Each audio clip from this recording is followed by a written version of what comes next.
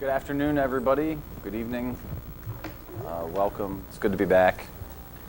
The first thing we're going to do is celebrate a couple of things. The first thing is National Child Abuse Awareness Month. And I'd like to ask Mooch Muchler and Dee Myers to come forward at this time and accept this proclamation. Come on over. Good seeing you, Dee. Thanks for being here. Thank you, Mayor. So this is a proclamation for National Child Abuse Prevention Month. Unfortunately, it's one of those things that we have to highlight so that people know what to do when they see and know about child abuse in our community. Whereas children are our future, and protecting them must be one of our highest priorities. And whereas April is National Child Abuse Prevention Month, a time to raise awareness about child abuse and neglect and create strong communities to support children and families. And whereas all government branches, agencies, and departments, including human service providers, educators, legislators, law enforcement agents, judges, and child advocates, must work diligently to ensure to the best of our abilities that children are kept safe and healthy. And whereas Blue Ribbon campaigns began over 20 years ago as a result of the efforts of a Virginia grandmother whose grandson was killed by his mother's abusive boyfriend. And whereas the city of Hagerstown is honored to be working in conjunction with the families of Justice C.C. Myers Cannon and Bella E.M. Appel, and as well as those at Safe Place of Washington County to make Hagerstown a Blue Ribbon community.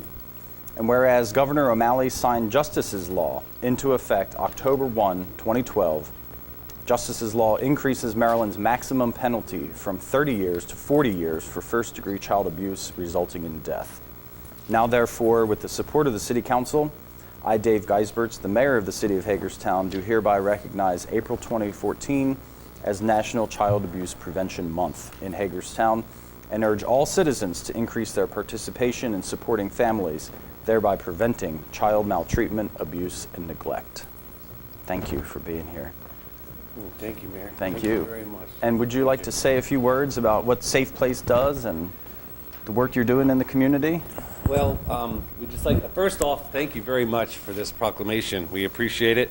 And Safe Place, of course, is a child advocacy center here in Washington County, and we work under the umbrella of DSS, and we handle all the sex abuse cases that come into the county and to the city, and all under the auspices of a multidisciplinary team where the child comes into one place, does the interview, does the medical, law enforcement's there, state's attorney's there. So it's something that's been in effect since the early 80s, and we're proud to be in the, we're located right here in the city, and we're proud to be part of the city and the county and to do our part to try to eliminate child abuse. And we certainly do appreciate this because all of us working together can really put a dent in child abuse. It's one thing that working together through awareness and education can make a big difference. So listen to our commercial on JEJ if you get a chance, and watch for the Blue Ribbons out here. And we're doing some fundraisers this month, so all to bring awareness to the horrors of child abuse. I know you have a team of folks out there right now putting blue ribbons out on the meters. And do you want to tell us about the pinwheels out across from Bester Elementary? It's pinwheels for prevention against child abuse. This is the first time we've done it, and I'd like to thank you and the City Council for allowing us to do that out at Memorial Park and for attending. It was greatly appreciated. And then, as you said, we're doing the meters down through Hagerstown now, down in the square. We also have a Rock Me Don't Shake Me event in Hagerstown on April the 12th, as well as a walk in Washington County on April the 26th. But first and foremost, the families of Justice and Bella would really like to thank you for supporting us and helping us get the awareness out. Thank you very much. Well, thank you. Thanks for all your work in the community. We know you love kids. Absolutely. So, absolutely. Thank you. Thanks again. Thank you. Oh, sure. Photo. Oh, absolutely. Yes. Please.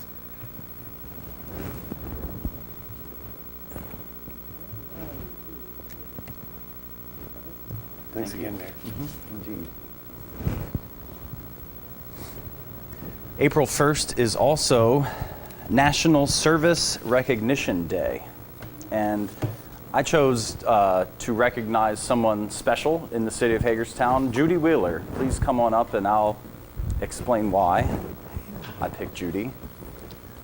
Judy is a member of our planning commission here in the city of Hagerstown. I got to serve with her on that committee before becoming the mayor, and I know she's very intelligent. She brings a lot of enthusiasm and common sense to the board. She's a downtown resident who, as soon as she and her husband moved to Hagerstown, they got involved in the community. She does a lot of work with the Museum of Fine Arts. She's on the board of HNDP. I could go on and on and on about a lot of the things that Judy does in the community. Neighborhoods first. Of course, neighborhoods first. And in fact, one of the reasons I picked Judy as the representative for National Service Recognition Day in Hagerstown is because of her work with Neighborhoods First, keeping that neighborhood strong, keeping people motivated and involved. It's not an easy thing, but we certainly do appreciate your efforts. I am not going to read the whole proclamation because there are about 10 whereases, but just let me say this, that the Corporation for National and Community Service shares a priority with the mayors nationwide to engage citizens, improve lives, and strengthen communities, and is joining the National League of Cities, City of Service, and mayors across the country to recognize the impact on service on Mayor's Day of Recognition for National Service Day today, April 1st, 2012. So I just want to congratulate Judy on all of her hard work in our community and present her with this proclamation. I know Eric wants to take a picture.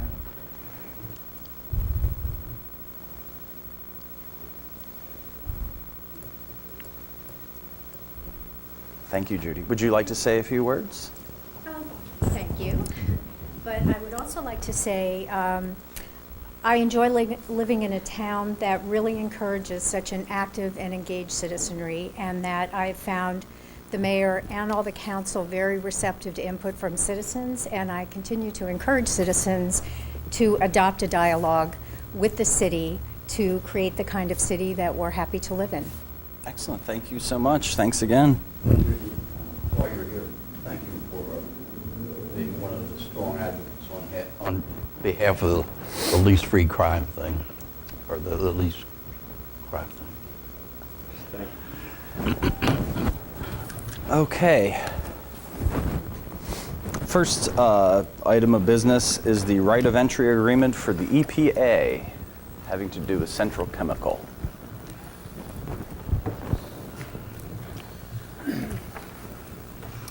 Good afternoon. As Council's well aware, the remediation efforts at the former Central Chemical site have been going on for many years. I think in some ways they've made progress and they have a good handle on what's at the site and what they need to do. But it seems like there's still a few areas where they're continuing to study and trying to get a better picture of what's going on. And one of the areas is how the groundwater from that site flows away and whether it's been carrying any contaminants from that site away from the site through the groundwater. And so we recently received a request from the Environmental Protection Agency. They would like to do some additional groundwater monitoring a little bit further away from the site than the other wells that they've drilled. They just want to get a handle on how these pollutants might have been transported away from the site, what direction, get some idea if they're still in the groundwater or if they're not really active there. In this request, EPA would like to install some detectors at various locations where we have groundwater springs or streams within the city so that they can see if the groundwater is being affected. And the way they'll do that is at the site they'll inject a non-toxic dye into the ground or into the groundwater at the site. These detectors then will be sitting out at various locations and they'll detect any of that dye that leaves the site and ends up migrating to those detector sites. The sites that they're looking at are at City Park, possibly put some detectors in the lake itself, and also at the spring at the Hager House. They'd like to put one or more down at the springs at Staley Park, and then possibly put 1 or 2 detectors in either Hamilton Run or the Antietam Creek on city-owned property. In this right of entry form, basically is asking for the city to give their authorization to install these detectors at these city-owned facilities, and also to allow EPA's contractors and the people working for them to periodically come back to those detectors and download data from them and see if they've picked up any traces of anything. So that's basically the gist of this request. There's no downside on this, is there? I really don't think so. I think the city's position in the past is we've been trying to do everything we can to facilitate the remediation efforts, and staff views this as an important step in doing that. I know that it was pretty difficult getting the federal government to be involved in that site. And I think cooperating with them to continue that is very important. Yes, and I think the fact that the site is clean, the buildings are leveled, it's, relatively well maintained is definitely an advantage from the way it was 10 years ago. I think Penny and I served on the original task force for that. Sorry, It was Kristen. Kristen? Yeah. Okay, before me. I think I just stepped in. But this goes on forever. Do you know if this is post-remedial action to test the effects of that, or whether they were talking, I know what the last proposed solution was, but that committee has been is moribund, and I don't know what has happened. My understanding in talking to Mr. Wallace, who is EPA's project I've met him. manager, my understanding is that they seem to have a pretty good handle on the soil and the earth that might have been contaminated at the site. And I Yeah. think that they feel good about the containment plan for that and the remediation for that. I think where they're a little bit less certain on exactly how far things went is on the groundwater side. And I think that's what this, But they had, I don't know how many, 20 or 30 wells downstream at one time, all over the place, private property, public property.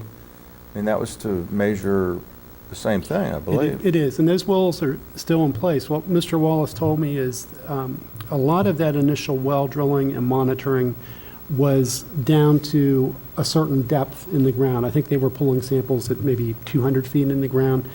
The latest round of sampling, they've gone deeper. They're now pulling samples at like 400 feet below the ground surface. And I think that what they're seeing in those results of that deeper sampling, there are some things that is pointing to that they want to get a better handle on how the groundwater at depth might be flowing, and I think that's why they are asking for these additional detector locations. Well, I don't object. This is just stuff to trace the water. It doesn't detect anything or anything like that. It doesn't detect any of the Self-detect, pollutants, it right. just detects Right. how water gets from here to I there. understand, but it isn't designed to either ameliorate or detect any groundwater substances. That's correct.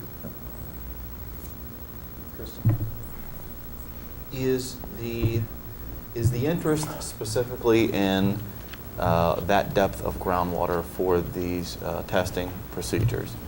In other words, you listed Staley Park, City Park Lake, the Antietam Creek, Hamilton Run, all of which are surface water locations. You've provided us a picture, which I'm assuming they provided, which is a significantly discolored water. And my concern is, while I understand that they want to figure out if this stuff gets to a depth of 400 feet, nobody's going to see any of that or care a lot about that data. People will care significantly if they're driving past City Park Lake or Staley Park next to the swimming pool, or Hamilton Run, or across the dual highway in Antietam Creek, and they start to see lime green water. So I'm just curious what assurance there is that what we're really looking for is sampling at 400 feet depth, and not the EPA looking to see or have an interest in seeing about surface flow distribution. Well, I think in their request, and as I understand it, they actually are looking to have these detectors at surface water locations. What they're saying is they did this additional sampling at the site at that deeper depth, at 400 feet or so. And I think that they saw some things in the sample results there that now they feel that they need to characterize more completely how pollutants from the site flow. Not necessarily at a 400-foot depth. They can be much closer to the surface and see how they flow out to these groundwater locations. So I hear what you're asking us for and what you're telling us they're going to look for are two different things. No, I'm sorry then, I must have misstated. I think what Councilman Brubaker asked was, and what I explained is the original wells that were put in were sampled at a shallower depth. They've gone back and done sampling at a deeper depth. I think that they're not necessarily looking now for things that are deep in the ground, but I think that the data that they got from those deeper samples now make them wonder if they've got the model for how groundwater flows correct. And I think what this set of detector installations is supposed to help give them confidence that they have a good idea of how the groundwater is flowing. So are they going to inject it at 200 feet of depth and study it at 200 to 400 feet of depth, or are they going to inject it at surface depth and study it both at 200 to 400 feet depth and surface distribution? I think that probably what they'll do, and I would have to verify this with Mr. Wallace, I believe he says in his request is they will inject the dye, which makes me think that it's not pouring it on the ground as is shown in this. The March 20 letter from the EPA says the tracer dye will be released to the subsurface at the site. Could we find out, I think Kristen has a legitimate point. I had thought of it, but I dismissed it because I thought it was subsurface. But I think will this wind up in City Park? I mean, there's no amount of publicity that we can get out that will keep people from being alarmed and so on. And no matter how much you say it's harmless, it's not going to be understood that way. And so I'd like to find out where, also like to find out where this will appear, because I had thought it was going in subsurface and these things were going to be put in the soil. And Well, it is, I think as his letter states, they are planning on injecting it, or it will be down in the well. I think the other thing I'd say, and I have limited knowledge on this, but what you see here where they're pouring it out on the ground, I don't think that's what they're planning on doing at Central Chemical, and that's also the most concentrated amount of dye that you're ever going to see. I think what they typically expect is these detectors are so sensitive that by the time, let's say this dye would migrate to City Park, in all likelihood, it's not visible at all to the naked eye. It's these detectors are designed to trace very low concentrations of the dye. Yeah. Just makes you wonder why, if it's not visible to the eye, why they want to make it so far. and why does, I was going to say, why does it look like that? So why don't Jim, we find get the answer? yeah, could you get us the answer? And Yeah, one additional question. Clearly, there was, within the environmental assessment report for the Summit Avenue property, which folks continue to talk about, there was groundwater detected at 6, 12, 18, and 24 feet through that site. Everybody's aware that, that is at least one building on that location pumps water on probably a regular basis. 2 pumps. So for me, I look at a place like that's pumping every day, and is somebody that runs the place like the Herald Mail going to go down in the basement one day and they're pumping this groundwater out, supposedly? 2 things. Where's that going, and is the dye going to end up at that, and some guy's going to walk down steps and go, we're pumping lime green water that is groundwater that is surfacing at a location. I just think that some of those questions, like that, need to be answered, and I think that they need to be answered in the context of, if we're going to test these for what I consider surface locations, I need some reassurance that they're also going to test some of these actual subsurface locations, because between City Park Lake and Staley Park is a huge swath of developed downtown area in which actual groundwater runs through, not surface water within those vicinities. So that's, if we can find a location somewhere in between the two, like the Summit Avenue property, I think that it is logical to both make those entities aware and have some type of participation in that process.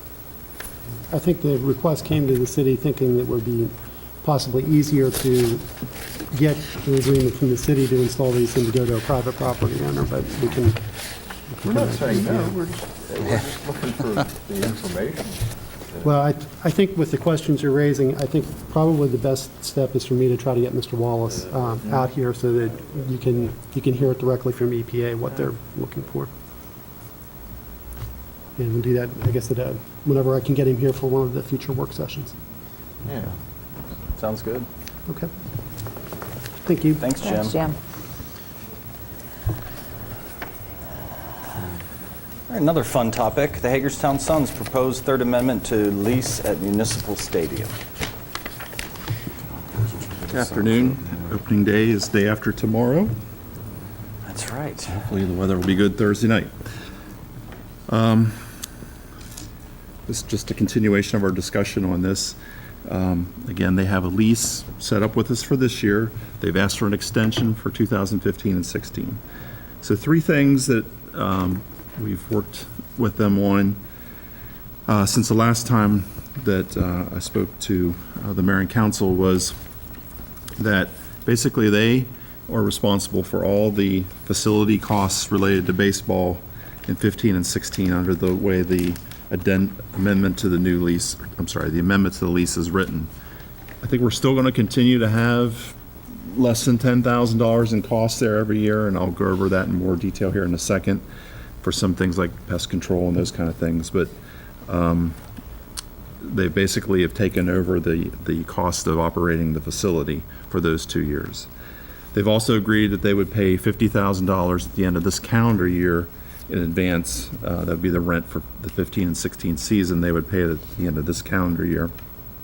And then the other thing is, if there is an event such as a flood of the clubhouse, we do have a $10,000 deductible on our insurance. They will cover that as well if an event like that happens. I'd like to pass out a little bit of a spreadsheet for your consideration. Sorry.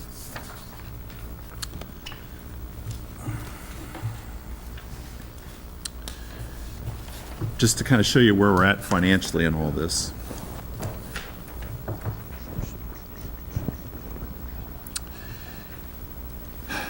Our costs down there have been dwindling over the last few years as we've been doing less and less work down there. The second column, entitled FY14 budget amount, that is our estimated actual budget for this fiscal year and our operating budget. We have 3 years to go in our fiscal year.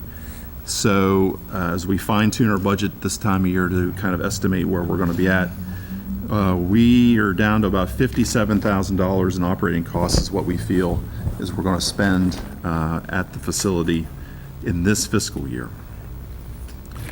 The next two columns are what I put together as our best estimate of costs that we still may have if you accept the amendment the way it is. So things like pest control, mowing the grass outside the facilities, taking care of the parking lot, and then just some other very small items.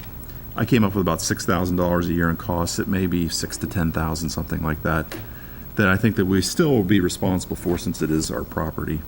But none of this is really baseball-related things. Obviously, paying the insurance is part of that. So where that leaves us is for FY14 in the current year, we have a net expense of $57,252 in our operating budget. For 15-16, we would have a net revenue of $37,654. Now, one thing I didn't put on here, and just so you have the whole picture, whether you want to factor this in or not, is the A&A tax that they pay, which is a little over $30,000 a year. So if you plug that in this year, our net expense would be down around $27,000, and under the proposal, our net revenue for 15-16 would go up another $60,000, $30,000 for each year, so it'd be up around $97,000. So with all that said, the proposal's been fine-tuned as I described, and I guess we'd just like to see where the council's at on where we're standing, or if there's more negotiating we need to do. Mr. Mayor, since I raised a ruckus last time, I'll make a proposal that I think meets the terms I laid out then. If you look at the chart that Rodney handed out, the rent that's a $50,000 payment due, as I understand, at the end of 2014. Correct. Non-refundable. Correct. I think, once again, this is a quid pro situation. The Sons, under our duress, are asking us to extend the lease. We're saying, what conditions would there be? Last time I said I didn't want any more tax money starting this year in the proposition. So, looking at Rodney's chart, if you go down, and again, if you go down to the rent where it says 50,000, if you make that 70,000, the number down, the net income to the city in those 2 years becomes $57,654. And the bottom line, that is over the net cost to the city of $57,252 in the left-hand column. I think that brings us even with insurance and all expenses, and I think that's a fair deal. I think the Sons are asking a lot for us, and in turn for security and them having an adequate facility. We're saying within the lease terms, no new taxes. A&A, everybody that does entertainment pays that. I think that's apples to oranges. And furthermore, I hope we can just settle this. I don't want to see them coming in and quarreling about the line items that Rodney put together and arguing, I want 70,000. We didn't build a contingency here, we probably should have, but I'm willing to say, I'd be willing to say 70,000. That makes us even as far as the known lease terms go for the year, and I mean for the 3 years. So that's where I'm at. So that would make us cost neutral for 14, 15, Cost and neutral 16. for 14. See, 14 was the key. That's what I said last time. I didn't want to, and then so that brings us neutral for all 3 years, using the numbers that you've supplied in this updated chart. But I'm sending a message. I think this is where we are. At least I'd like to say. I'm sorry. I'd like to say this is where we are, and let's move on with it. The season's opening. Let's get it done. Let's not argue about each one of these lines. I mean, they're not big numbers. Let's just do it. And I'd be willing to change the, if we needed to make well, I'll let Don speak. Okay, well, I'm willing to support Marty's proposal, but I would like to see it modified so that they pay half of it the first of the year, or at the end of this year, or whatever it is, and then the rest of it 6 months later. Okay, so to make sure I understand, 70,000, 35,000 at the end of this year, and 35. Within 6 months, yep. Okay. Oh, because that gives them time to work it into their budget. So And by I think- July 1 of next year, they'd pay Okay. the remaining All right. 35,000. Is that what you're saying, Don? That by July 1 of next year? Yes, by July 1 of next year, they pay, yeah. And I think it, Bruce might want it June 30th. We can book it into this fiscal year. so I Okay. think it's a pretty good proposal. And obviously, Marty's put a lot of thought and research into it. And I agree with Martin and Don. And I would just like to make just one other comment about it is what to me brought this to a head from the Sons was their request to get rid of this 90-day notice clause. And I understand why they would like to get rid of that, especially for the 2014 season, because it should be well understood that exists. We were not the ones who asked for that 90-day clause. It was demanded. And as a businessman, I can only say there was only one reason I can conceive of that the Sons demanded they had a 90-day out clause in it. And that's because if they thought it would be financially beneficial to them, that they would exercise it. There would be no reason in the world for a tenant to demand a 90-day out clause other than if it were financially good for them, they would exercise it. And I think that Martin's proposal is more than reasonable, given the fact, and I agree with Martin, I think we should get it over with. I think they should say yes. And candidly, they say no, then we should give them 90-day notice, not to tell them they're leaving, but to tell them they no longer have a lease and open negotiations. I don't think that should take place. I think the proposal that's on the table makes all the sense in the world for the Suns. I think it does what needs to be done for the city without taking advantage of a situation that we could. And I think get it done, finished. I can't believe the $20,000 is going to hold them up. Marty made one other good point too, when he and I had a chance to talk to it about it a little bit before session today. There needs to be something said in the lease, and Rodney, you're the expert on the lease. It needs to be, we need to be allowed to build, to do construction at that stadium as long as we don't interfere with their baseball playing. Yeah. Thank you, I forgot about that. Thank you, Doug. We need a clause that says construction, not just maintenance, but we will have to obviously guarantee that they get the field back for the season, if we need to. Understood. Any other comments or? So you're okay with the 90 days with the mutual consent? You're saying you're okay with that? Yeah, under these terms. Under these terms. Under these terms. Only under, yeah. Right. You got Yeah, again, it's no taxes under these lease terms, no tax impact. Suns fans get some more seasons, and the Suns get the security they're looking for, to have their baseball operations if indeed they're ever able to move forward in Fredericksburg.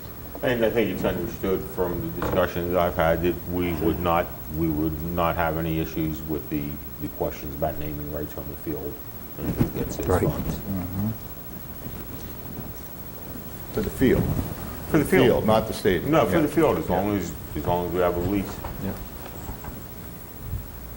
Any other comments or questions? So, a couple of things. The first is a comment on bullet point 2. I remain opposed to it, which is the extension of this through 2016.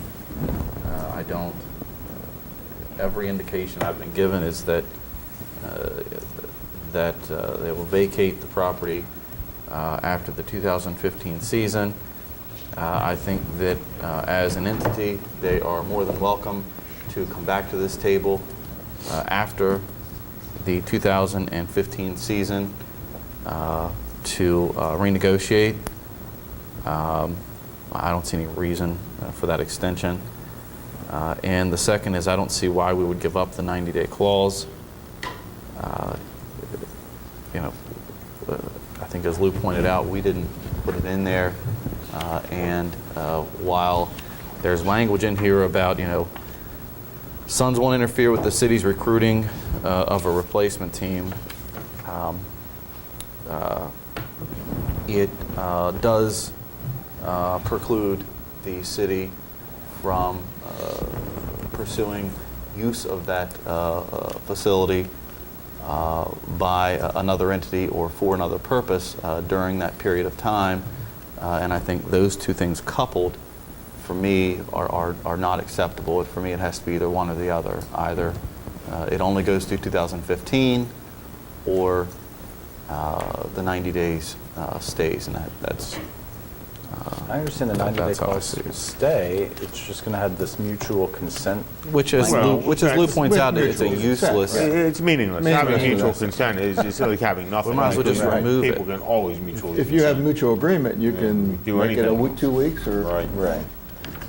I will say, though, it's just so that people understand, the 70,000 is non-refundable and is paid to us regardless of whether they're there a year or 2 years longer. So we get the 70,000 regardless under these terms, non-refundable. Any other questions? My understanding is that the powers that be with regard to the time require sufficient time to allow a move. And in this case, they have decided the sufficient time is 2 years, 15 and 16. Am I right, Rodney? It's my understanding that the minor league baseball puts it on them that they have to have, they have to know where they're going to be at, and they have to be able to do that to negotiate their player development contracts. Geez, well, since they were going to be in Fredericksburg, it amazes me. Yeah. How could they do that? Yeah, As it's Marty- really amazing. But that is one reason, and Dawn, thanks for reminding me, that clause about construction, if we do land somebody, and if that is the venue, I'm not saying it would be, but who knows, we would proactively have the right to do work on it while, during those years, in the off-season. It's fine. And the bottom line, as Marty keeps mentioning, is we're holding the taxpayers of Hagerstown harmless with this proposal, entirely harmless. Well, I think that gets to the point of bullet point 1, which says that they will, in the event of a flood or some other catastrophic event, they're going to cover our deductible. Right. I'm assuming what that means then is that the entity in which we are insured with, there is no maximum. Well, let's say it's a catastrophic event and it's $500,000 and they're going to cover the $10,000 deductible. Is there no maximum? Not, I couldn't say for sure, to be honest with you. But for example, like if the clubhouse flooded and we had a couple $100,000 in costs, like has happened in the past, they would pay the deductible and then our insurance would kick in to cover the other $200,000. What the maximum is, I don't know off the top of my head, but I'm sure it's not that low. But I can find out. Any other questions or concerns? So Rodney, you'll take this back to the Yep. Sons, and then we'll come back hopefully soon and Yes. have something to approve. Okay.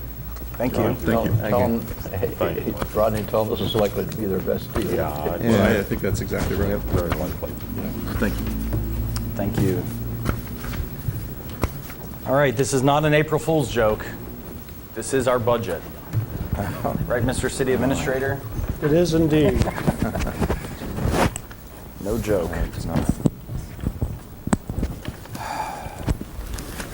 Michelle.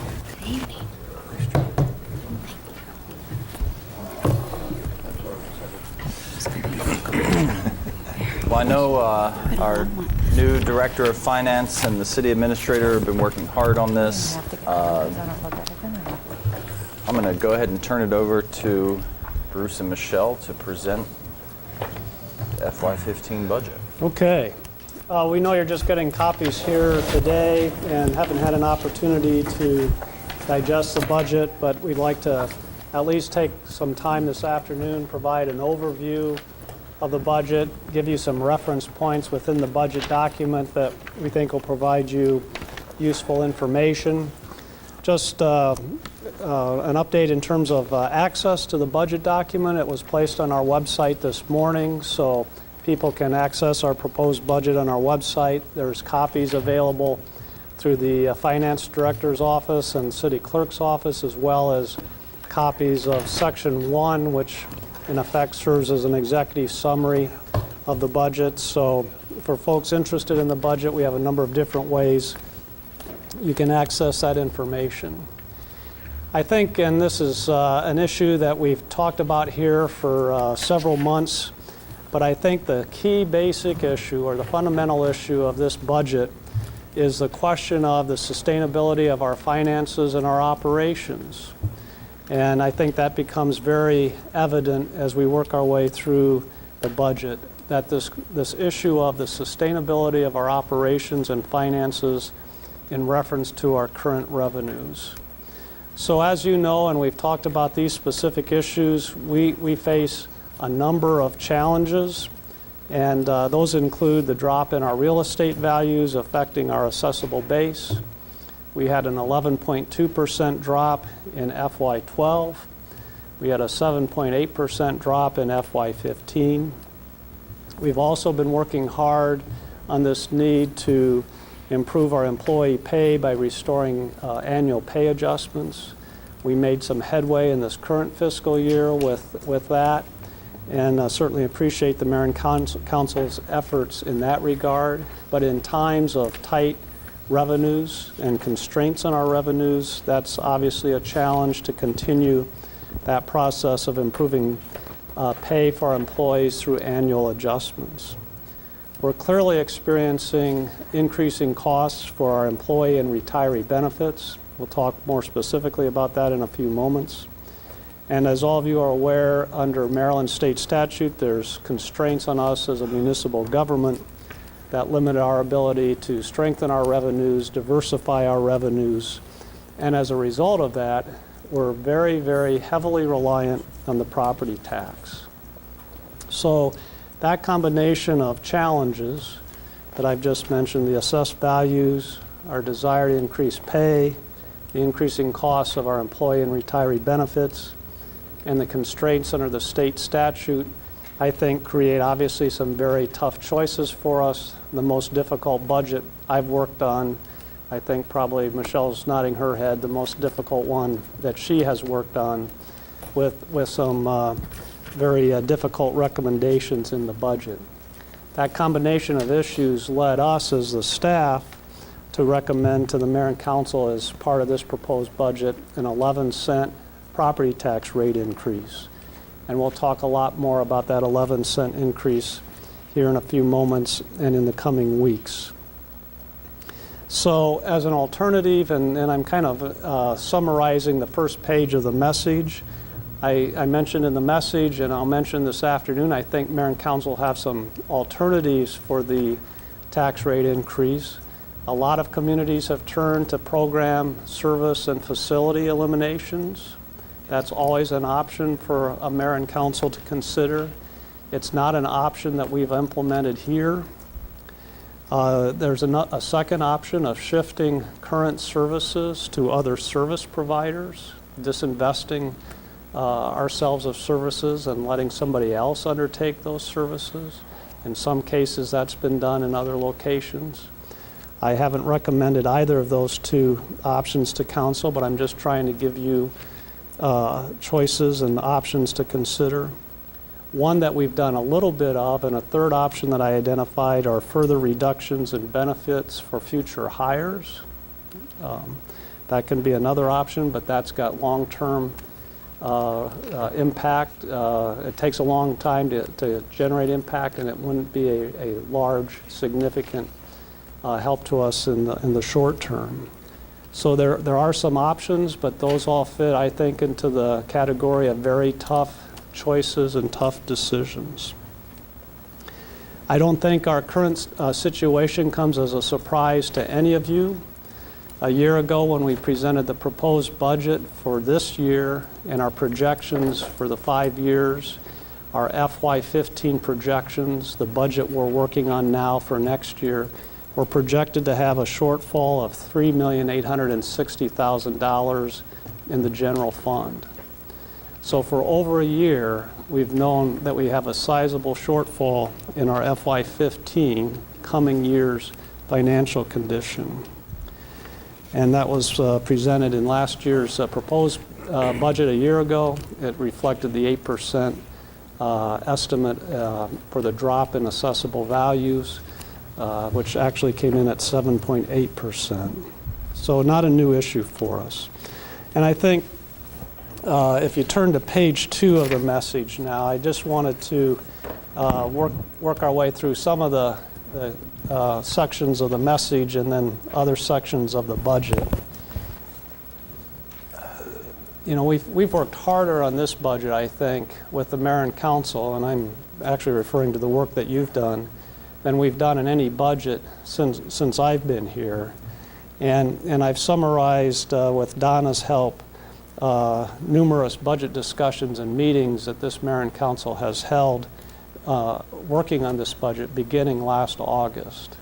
And those are summarized on page 2 and page 3 of the budget message. So I think you should be aware that, or acknowledge that you've done a lot of work on the budget. We still have a lot of work to go, but clearly we've had a lot of extensive budget discussions in months leading up to the presentation of this proposed budget. If you look at section 1, page 3, there's a section in the budget that talks about the history of what we've done to date. And maybe just to highlight a few points there, because this shortfall in revenue is not a recent challenge for us. It actually started back in 2009, so we've been wrestling with this for 5 years. In our current year, we have general fund revenues of $37,889,000, and I mentioned this in the first paragraph in that section on the history. That's just about $3 million below what we had as approved revenues in our general fund for FY10. So in the current year, we're operating more precisely with $2,871,000 with lower revenue than we had 4 years ago in FY10. So not a new issue for us, one that's been impacting us for 5 years. In terms of other points in our history, we used to operate the city services and operations with 486 full-time employees. Next year, we're proposing to operate with 440 positions, a decrease of 46. That decrease has occurred over the last 5 years. We've eliminated 21 positions. We've got 25 unfunded positions. So the way the staff would like to look at it is that we have 465 budgeted positions, of which 440 are funded in the coming year. There's 25 unfunded positions next year because of the lack of revenue. And we've been operating that way now for 5 years. But in terms of that history, we're operating with 46 fewer positions now than we had before the revenue shortfalls started to impact us in 2009. On page 4, this is a new addition to the budget. We've provided you a detailed history on our wages since July of '07, because as we're heavily reliant on the property tax, we're also on our expenditures, about an equal percentage of our general fund expenditures are wages and benefits. So that's obviously a critical component of our expenditure structure. And this table on 4 might provide you useful information in terms of what the city has done historically in terms of wages.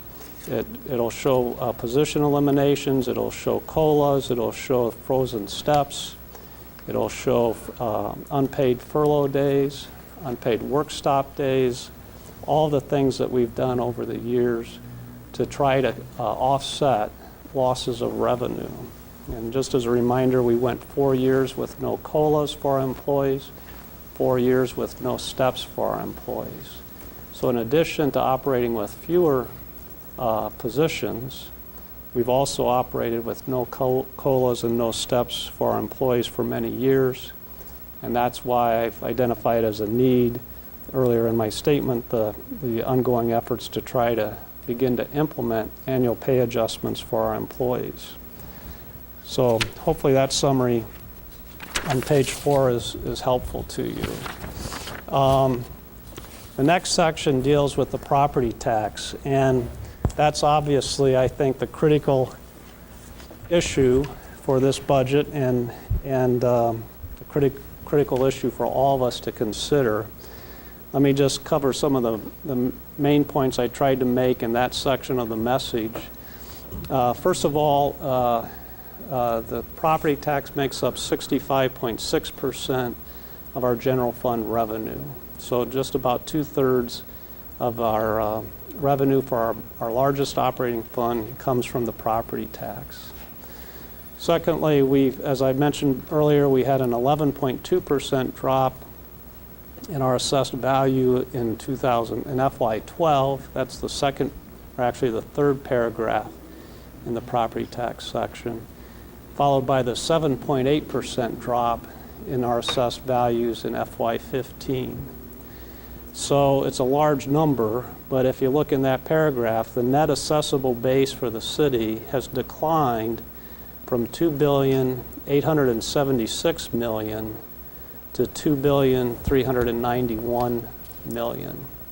So hopefully that's a useful bit of information for you if you're asked what's been the impact of these two declines in assessable base over the past 4 years with these triennial reassessments.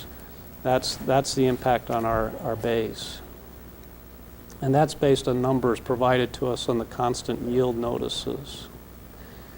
So in addition then, if you think in terms of the constant yield notice and the tax rate that the state would report, in FY12, actually it would have come out in December of 11, just like the most recent one came out in December of 14. When that constant yield notice came out with 11.2% drop in our assessable base, they also told us that the constant yield tax rate, based on their notice from the state, would have been 90.36 cents per $100 of assessed value.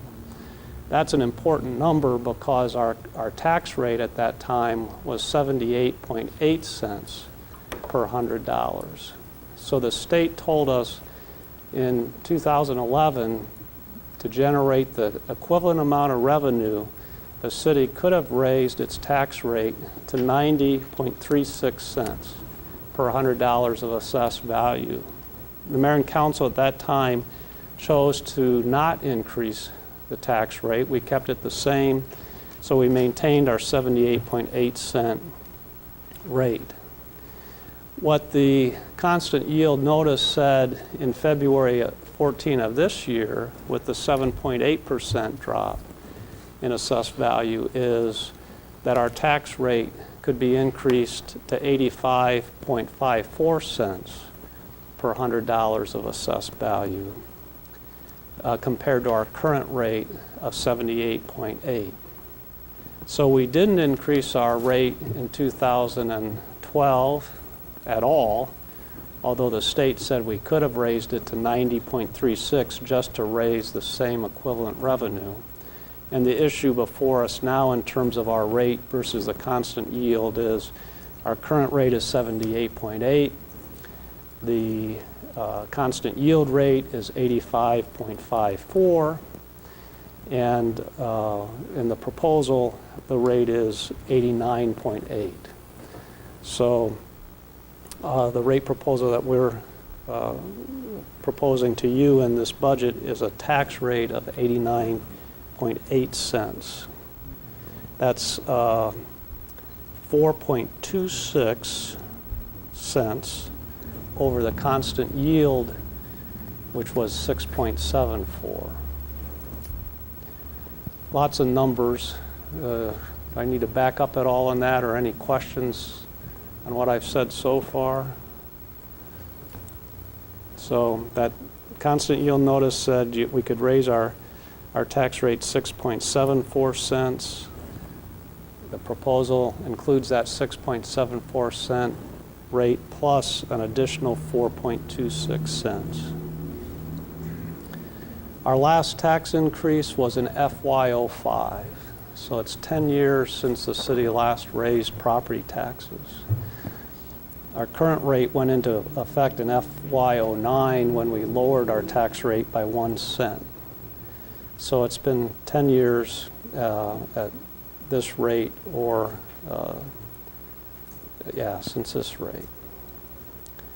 The county, as a reminder, made the decision to change the tax rebate, tax differential model that had been in place since 1986. and they did this in FY11. They terminated the tax rebate payments to municipalities for Hagerstown. That meant a revenue loss of $1.6 million. That was part of the struggles we faced in addition to the drop in assessable base. The Mayor and Council chose not to raise taxes to offset the loss of the $1.6 million in revenue. That enabled our taxpayers to enjoy the county's tax differential that they implemented, which resulted in a 12.5-cent drop in the county's tax rate on property within the city of Hagerstown as well as other municipalities throughout the county. The tax rate for the county on page 18, 2014, 2015, county tax rate, is that for Hagerstown or is that for the county? That would be, let me get back to that page. The county tax rate is in the city. Yeah. Okay, so I'm sorry, my question was about the county tax rate on page 18, because see, unfortunately to me, that doesn't accurately reflect what you're trying to show. Their tax rate went up more than 18.4%. because they lowered their tax rate for inside city residents, but they didn't lower their revenue at all. Right? I mean, they had a higher tax rate and they gave the money back to us.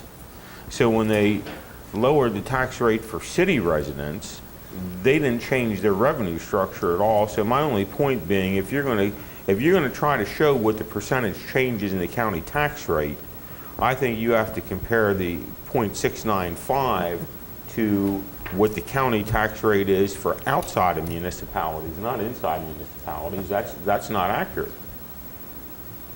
Right? Well, I think what we're trying to show there is the tax rates in the city. And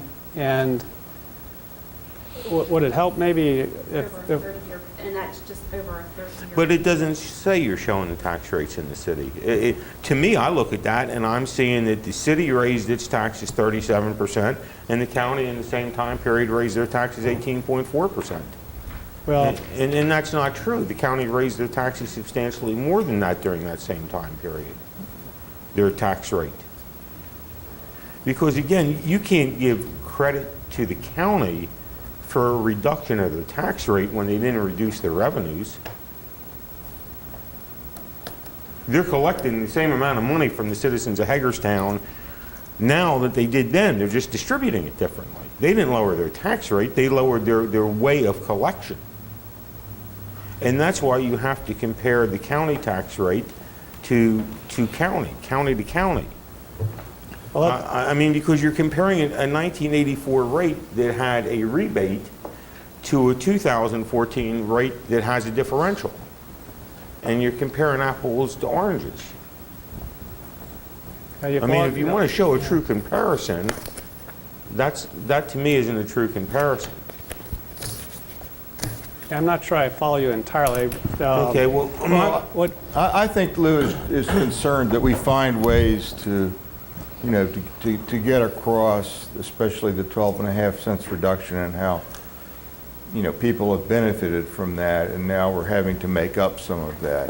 well, let's I look think at- we need to find let's some look at- ways to. Let's look at page 6 on section 3, if we could jump up to that page. Okay. I think that may be more helpful to you Okay. in terms of looking at this bigger picture issue.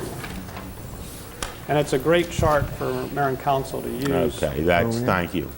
And you might remember last year, Councilmember Brubaker asked us to add the columns on the right, Okay, which are thank the you. combined. You're absolutely correct. And This is so what we're looking for. I think this might address what you're trying to, I think you're probably cover. right.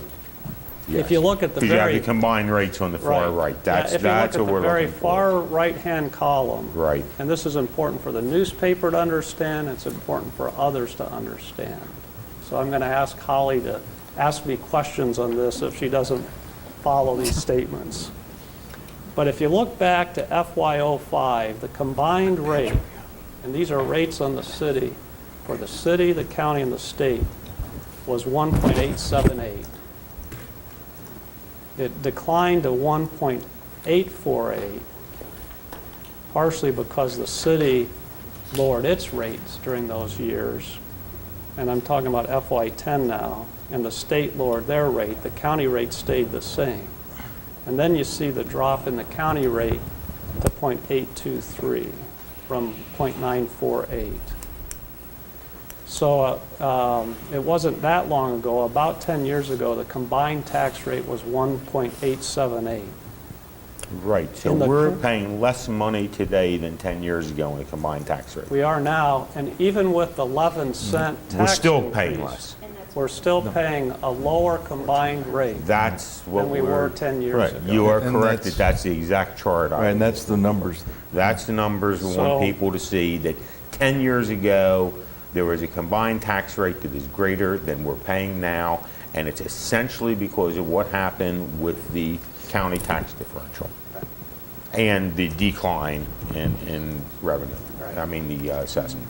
For Hagerstown taxpayers, even with the 11-cent increase, it's still a lower combined rate than it was 10 years ago.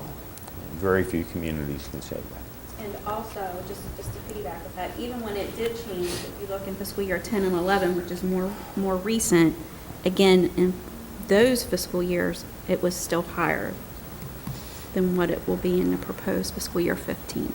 So even more recent than 10 years ago, even 5 years ago, if you look at the chart for fiscal year 10, you'll see the $1.848. In the proposed fiscal year 15 budget, it's 1.833. Right. So that's- It's lower than 5 years Yeah, ago, is my point, is her Right. point. And Yeah, actually, it's- that's what I it is lower. calculated too, but I Yeah. didn't want to. So that chart on That's the chart. It's actually, Section that chart points 3.6. out that it's 5 years, it's a lower combined rate, even with the 11 cents, than the rate was 5 years ago for Central Right. County Council. well, Last year, we were less than we were 13 years ago. I mean, Right. it's, so anybody who says that the city hasn't been fiscally responsible, that when we have an 11-cent rate increase, and we're paying less in actual combined taxes than 10 years ago, 5 years. and 10. And 10. that's Right. also, And 10. that's also the Oh, yeah. table that shows on Even bigger the, difference. on the second column shows the change in assessable base, the percentage changes. So you can see the 11.2% drop, and you can see the drop we experienced for the coming year. And you can see a history where there was no decreases for many, many years. And the There fact was- is also, Bruce, that there are people like me, candidly, who aren't going to, even with an 11-cent tax increase, probably even see an increase in my actual taxes. My assessment went down 18% last Well, year. And, yeah, we've got some. And I know think you have some things in here examples. about Right. indicating to people that unless their property values want a certain value, even with the first 9 cents essentially is just even Steven. Right, depending on your assessed values, Right. you're not going to, right. So can we flip back to section 1? But Yes, sir. I would encourage you to take a look at that chart on section 3, because I think that is helpful. Just to complete some other points on the property tax information, because my feeling is let's just be upfront on it in terms of this information and the fact that the proposed budget does have an 11-cent increase in there. I'm trying to cover the information we could think of that would be helpful for the council and for the public. The 7.8% drop in assessed values lowered our general fund revenues by 1.1 million. So if you're asked what's the impact of the 7.8%, it lowered our revenue $1.1 million. And that's when we compare budget years. Yeah, budget to budget. Budget to budget. The 11-cent increase that we're proposing generates $2,574,000 in revenue for next year. So 11 cents generates $2,574,000. Each penny generates $234,000. And in some years, Mayor and Council, actually any year when we've considered tax rate increases, and like I said, it's been about 10 years, but you've asked us, well, what's the impact on the average homeowner? And you can make different assumptions there on what that might be. What we did, if you flip over to page 6, and I think this is what Councilmember Metzner was referring to a minute ago, we used a residence with a value at $150,000 and looked at a couple scenarios over what's the impact of an 11-cent increase on a property, residential property with a value of $150,000. And you can't answer that with one number because it depends on what information that property received in December on their assessed values. So if they got a 7.8% drop in their assessed value, which is what the city received in total, their annual increase from 11 cents would be $64. Okay? Am I saying that right, Michelle? You are, yes, very good. We worked on these numbers so much that, No, chime in good if I job. They get it blurred a little right. bit, yes. Okay, so if they dropped 7.8%, it's going to be a $64 increase.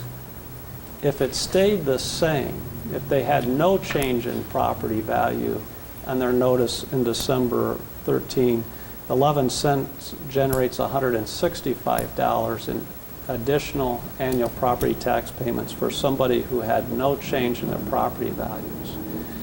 So for any property owner, whether it's residential or commercial, the impact of this tax rate increase depends to a great extent on what kind of number they got on their assessable, on their assessment in December 13. If they got a drop, they're not going to be faced with the full impact of the 11-cent increase. If they had an increase in assessed value, then they would experience the impact of the increase in their taxable base or assessable base plus the 11 cents. But as we've said several times here, our total property values dropped by 7.8%. The vast majority of properties experienced a drop in assessable value, which means that they won't be impacted fully by the 11-cent increase, depending on the drop in their value. Is there more you want to add to that, Michelle, at this Correct. point? I was just going to say, and again, the constant yield notice that we get from the state, it's all about averages. So our average decrease is the 7.8%. So that means on average, if you decrease, so if your home was $150,000, and again, it's a good median number statistically when we looked at some statistical data on the internet, and it was 150. So I got my notice, it's December 2013, and now it says my value in my house is $138,300. That is a 7.8% decrease.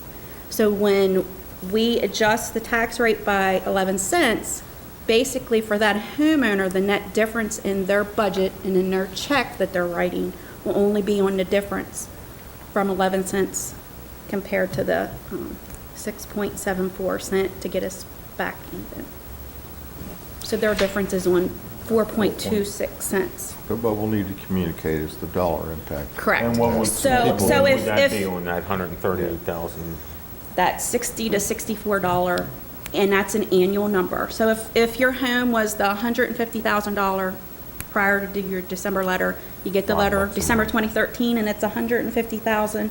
The 11-cent increase, your check you're going to write is an additional $165 for the year, more than what you paid. If there's no change in current year. assessable base. If there's no change. If there's no change. And that was a very rare thing that would happen for residential properties, right? That's our understanding. Right. That the residential had decreased on average over 5%. And then there's properties like Councilman Metzner's that had a larger decrease, and there's even less impact. Lou, you sure you want to be saying that stuff? Well, I mean, my house over the last two triennials decreased 30% in value. Oh. 30% in value in the last Mine two sucks. triennials. And it's just a reality that we're all looking at. And that's why I said I'd be happy to have my house as an example of seeing it go from here to here to here. And it's surely a frustrating thing.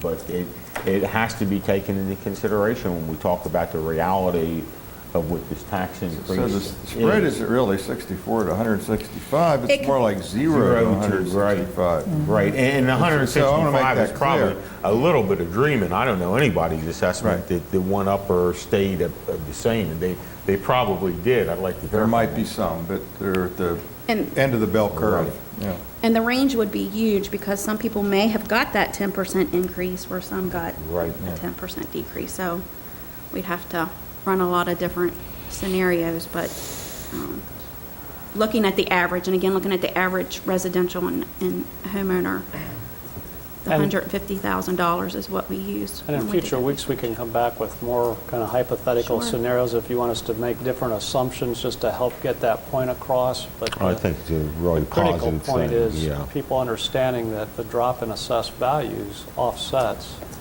some of this tax rate increase. If you were to look at page 6, again, Back in section 3, in section 3, you know, and I understand the conversation here is to you know, address the selling point of the 11-cent proposed increase as it applies specifically to the tax rate. But if you're to look at the information in both sets of columns, you will note under property tax revenues that the assessable base, while increasing over that time, has seen a 10% decrease in the combined tax rate, but has seen a 39% increase in assessable value.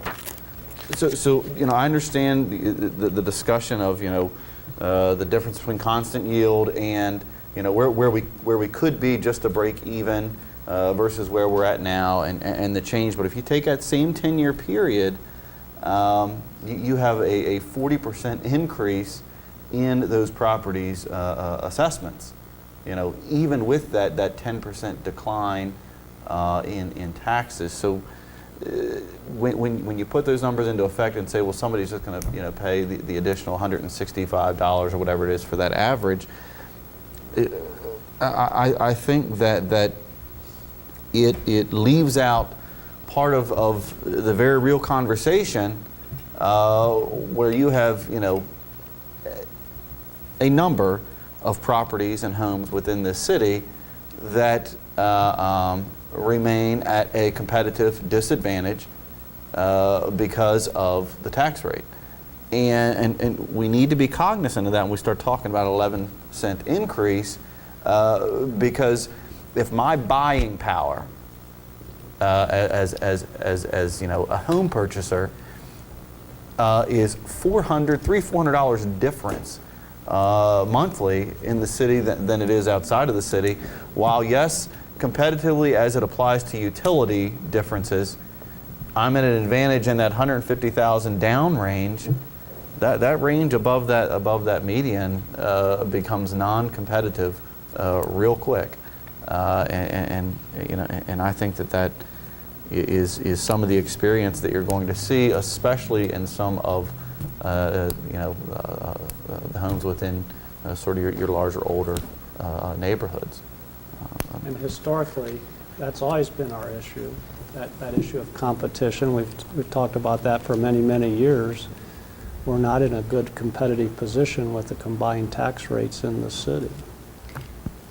And within the budget message, at the same time that we acknowledged an example of the person who saw that average decline, we also acknowledged in the very next statement as an example that the property owners, whether it's commercial or residential, who had any increase in their assessed value is going to have a larger impact than the person that received the decrease in value. And there's no question, and then I said it in the message, I said earlier, an 11-cent tax increase, it's difficult for everybody. It's difficult to recommend. It's certainly difficult on our property owners. There's just no question about But it. let's also keep in mind that when you talk about the assessable base 10 years ago versus the assessable base today, I mean, one has to acknowledge we're not talking about the same land mass. That's right, there's a portion of growth. Well, that's Population increase of 10%. No, that's the population increase. Let's talk about the property increase, the annexation that has caused substantial more, I mean, you take a look at the annexation that we've done in the last 10 years. 10 square miles to about 12 square miles. So we've And gained about how much is that in 20%. assessable tax base? Right, so we've gained about, what, 10 to 20% in land mass, 10.8% in population. But what's the But assessable tax but base? I certainly mean, not when you look at 40%. it, you're looking at the whole West End with grow and all that. My whole point being, I'm not But it was so abated sure. a significant portion of that time. No, I don't think there's a single council member around here that likes the 11 cents. And likes Oh, the yeah. 11 cents. Well, I'm hearing that we're not aware of these things, that we're not aware that it makes us difficult to compete, when it's been difficult to compete I didn't ever say since aware, I said we need to municipalities. remain cognizant. Well, we're very cognizant of it, and I think we're very cognizant of it. And I'm not sitting here trying to rationalize, I'm trying to help people understand the impact of what, unfortunately, there are very few alternatives to do. So I'm as much against anybody, I stand against the challenge, anybody on this council about trying to keep the tax level down. But I'm not about to think that there's a magic answer either. Right, but I'm not going to I'm not going to sit here on the first day of the first time we get the budget and accept the end result is that the outset of the conversation is we're talking 11-cent tax increase. I just, Well, I don't accept it. I know, but we're having a good bit of conversation that's the road we're heading down. and- Well, I think the reason I'm for not even that close to there. is because the headlines are going to say the proposed budget has an 11-cent tax increase. I mean, that's what the proposed budget says, and if you don't start explaining very quickly what your worst-case scenario is, of what that really means, in light of having the headlines yesterday from the county saying, geez, we're holding the line, we're not increasing the budget, on a government that has essentially decreased 1%. Because they're making... It's not funding its fire service. And they're or- making the money off other revenue sources, which the city does not have. So I don't think any of us are sitting here saying we want to see that. It's going to be our job, if we don't do it, to figure out what we're going to cut and how we're going to pay for police officers and firefighters unions, but that's up to us to decide. But I think the point being that if the city administrator's initial budget proposal carries an 11-cent tax increase, for us just to go, okay, it says that and let's not discuss that because we may not be there, begs the issue of what the public is hearing and seeing. And I think that's the reason we're trying to explain your worst case scenario, what this means. Yeah, but we're doing a lot of sort of explaining why we're there, over a X period of time, in the context of, this is why we're here now, and therefore, even if we made this change, we wouldn't be that much different than we were 10 years ago. And I look at those numbers and I don't see that. You don't? No, Why don't you? because I mean, you're seeing the because I same tax think rate. Because you have inflation, because you have services. Well, I can tell you, 10 years ago, my house had a higher valuation than it does now. I mean, that's why I say I'd be happy to take an example of my house and see what I paid root a check out for the last 10 years for combined city, state, and county taxes. And I suspect, without knowing, that I'm not paying much more now if I'm paying any more now than I was 10 years ago. And because I understand where you're coming from, and unfortunately, because of annexation, this chart doesn't tell us what these houses were valued at. But this bubble broke, the housing market was I can tell you this, I know, because I've refinanced my house in the past, and I know what the appraisals were. And I can almost guarantee you that 10 years ago, my house had a higher appraisal on it than it does today. I guarantee it does. So in my house, I'm paying less taxes. I'm going to write out a check this year for taxes, I am sure, less than I wrote 10 years ago. And I suspect that the people that would be most adversely affected by this, is just a suspicion, are the very high end. That would be my guess, but I could be wrong about that too, because I don't know that high-end houses have the value because of some of the things that you're saying, the problem that you have. Yeah, You know, looking at the terrace and those I've homes, looked at some I of don't those know that- whether that they're have, going up or down. You know, tax collection of, $5,000 to $6,000, which is significant. Well, my goal is to try to make sure you understand at least our assumption and what's in here. You Right. can work on it from there. If I could, going back to page 6 on section 1, just to complete the information we provided in that section on the property tax. As I mentioned, the 11 cents generates $2,574,000 in general fund revenue. And this is the last paragraph in the property tax section. And the question, and it's a good question, one that people should be asking us is, well, how will we use that revenue? And obviously, we've got a 40 million general fund budget, so there's a lot of expenditures and revenues you can analyze. But what we tried to do is show you what we saw as the pressure points, the kind of things we've been discussing with Mayor and Council over the past year. We were anticipating a drop in assessed values. It happened, and it lowered our revenue by 1.1. So that 2.574 helps to offset the drop of 1.1 million in property tax revenues. We experienced an 8% increase in our health insurance for employees and retirees. In the general fund portion of that's $313,000 in additional expenditures next year over this year. Likewise, we just learned a few weeks ago that our workers' compensation costs for the presumptive claims in public safety would go up $400,000. Michelle and I weren't planning on that one when we were working on the budget a month ago.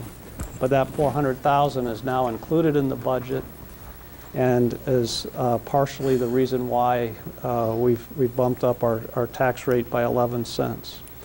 You've talked about it before, the police and fire pension expenses for the city. We're absorbing those costs, just like we are on health insurance. The city absorbed the entire cost of the health insurance, the 8% increase, consistent with our union contracts. In this budget, the city absorbs the entire cost of the pension, which is $51,000. Police and fire pension costs increased 10.7%, $51,000.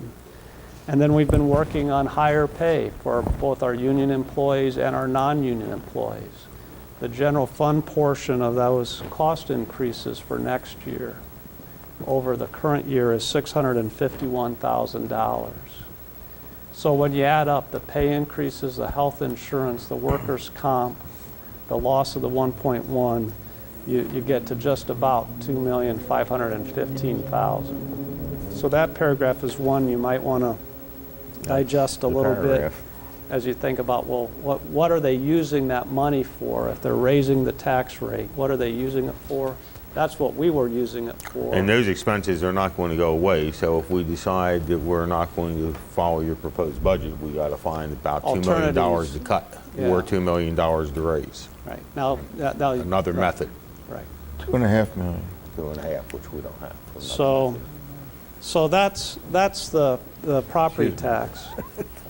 And maybe to take, if I could, maybe 20 more minutes just to try to get some of these major points out.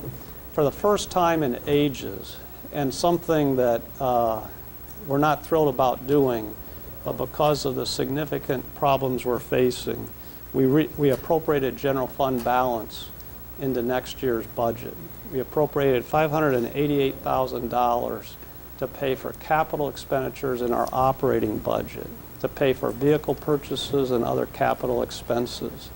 We did that because our projected current year operating revenues next year didn't cover our projected expenditures. I don't like doing that, taking money out of the general fund balance. We've got a very healthy general fund balance, and to all of our credit, mayor and council and staff, we've managed that very well. We're above the GFOA recommended percentage. We have And a we healthy still are after fund your balance. recommendations, We aren't we? still are That's- after that's this the point. recommendation. So it's not going to have It's one time. yeah, if Well, we it's one time. if we keep it at one time. Well, and to the Right. extent, it should be understood, and tell me if I'm wrong, Bruce, but if I'm correct, this is the first time in your 20-year, 10 years as city administrator that you've included general fund balance in a budget. First time I have. One time council amended the budget to Right, do it. but this is the first time that I ever. can recall that we I know it proposed is. I know it is. It's the first time that you have ever made a budget proposal that included a general fund balance. And Again, capital. Oh, no. For capital. I'm one not time, disagreeing. and My point being is just underlying the fiscal responsibility that has been Right. shown by this administration under the last 20 years with this city administrator. It has never been done before, and he has resisted it before as his staff. And I only say it because if it's being recommended now, it's being recommended after a lot of thought and also posing to us. That's about 2 cents on the tax. So if we're vehemently opposed to it, we know an alternative. And just to go with that, if you want to just make a quick note, if you want to take a look back in the capital improvement program, and not necessarily right now, but in section 9 on page 14, you'll see a nice concise listing of which specific projects and the specific dollar amounts with each that make up that Sorry to interrupt. no, that's all right. Yeah. Okay, some other things that have been important to the council. Obviously, one has been downtown revitalization, and so I'm going to kind of flip back and forth between section 1, the message, and section 9, the CIP, because we're talking about capital improvement programs or projects. But if you were to please turn to page 12 in section 1, and these are just summary paragraphs that I've written on these projects that we've been discussing and working on. You'll see a discussion on downtown revitalization.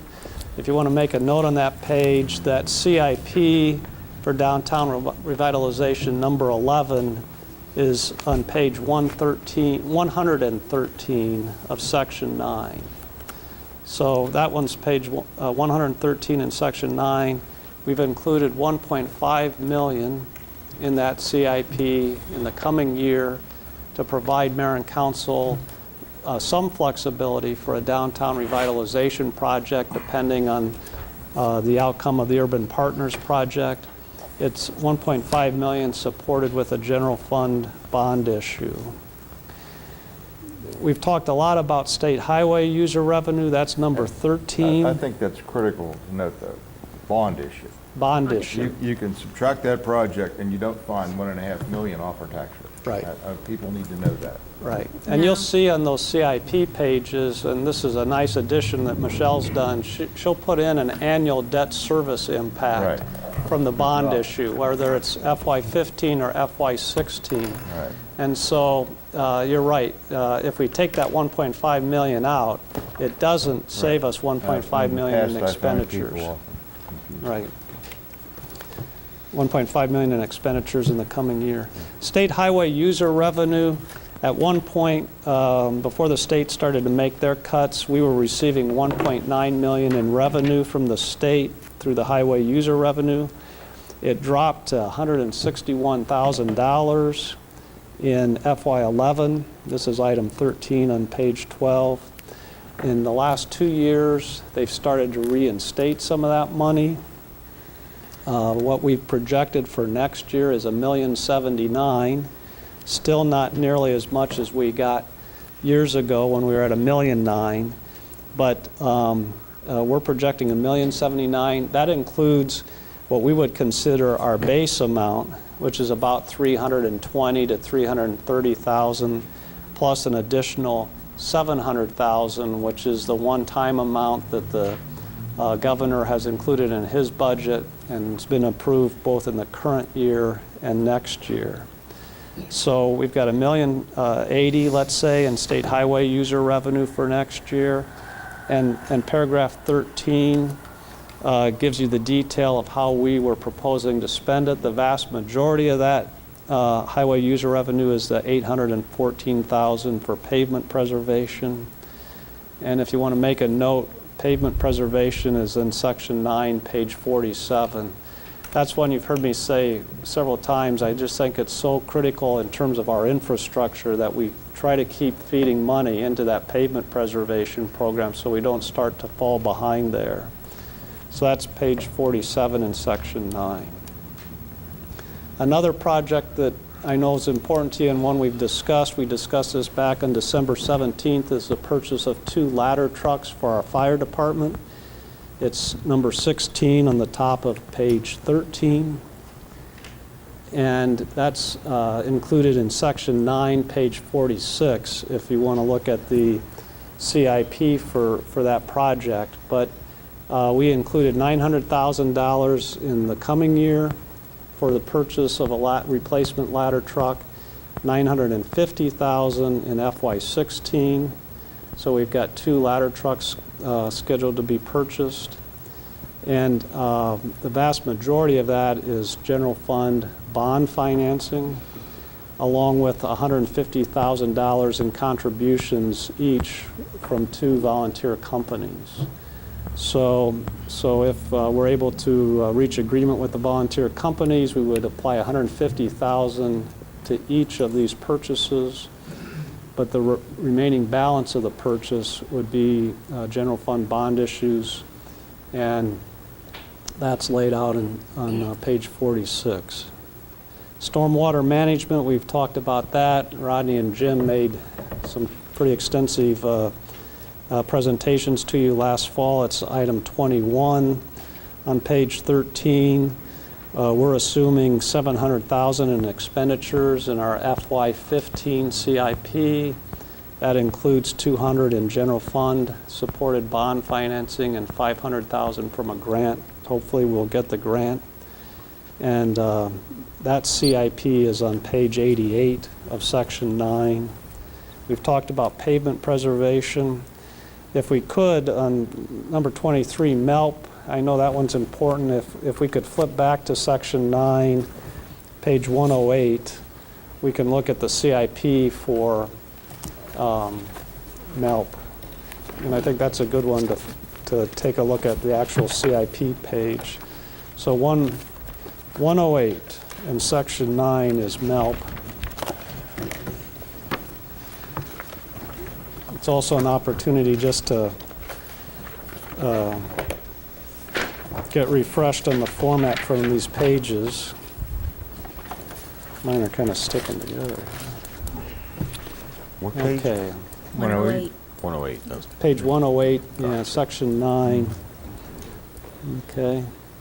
And so total project cost that we've estimated on MELP is $3.1 million, $400,000 in the current year, and you can see the breakdown in funding sources at the bottom of the page for that 400, and then a breakdown in funding sources in FY16 for the following year, which includes $2,235,000 in general fund bond financing. If you look up above in the section that says budget impact, so it's the paragraph right above that chart of expenditures and costs. This is where Michelle's added information for you on debt service. And we've got a statement in there that says, based on a 25-year preliminary annual debt service impact for the 2016 bond issue of $2.235 million is $143,000.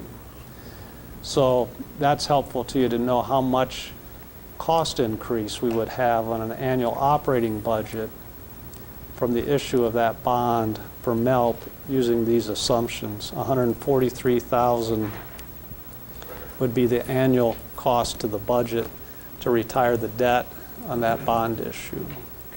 make a comment here. Back in the day, more elaborate CIP, we didn't show land costs unless they were already established, because people would misinterpret that that's what an entity had agreed to pay or was willing to, or some interpretation that suited their purpose. And we didn't show them. We showed dashes. Then we added them all together separately, so we had our funding sources. But we didn't put them in the projects. Now, I'm not critiquing our style. I just want to point out, that was a conservative estimate, somebody's idea of what might be paid. In no way, shape, or form is that necessarily what we might pay Right. or be willing to pay. Yeah, these are I want to still, make that clear for the record, and that's the same with any other CIP project, unless it's a known cost that we've agreed on. right. Yeah, these are still And that's why preliminary we put estimates. Dots or asterisks in. Yeah. Okay. On a similar note, and on a different project, if you turn back to page 165 in that section, that's the third parking deck. And we discussed it in December. I know you've had other discussions on this. Just so you're aware of this information, I mentioned it in section 1 in the message, but this page 165 is the CIP page and the parking deck. And what we've assumed in this CIP, once again, this is very preliminary, is a 490 space deck. Construction to occur primarily in FY17, and I know there's been some different thoughts on the timing on this. But what we assumed is no cost on this project for the coming year. $1,575,000 for planning, design, and land acquisition. And once again, along the lines of Councilmember Brubaker's statement, that $700,000, that's just a rough estimate. We haven't even zeroed in on a specific site.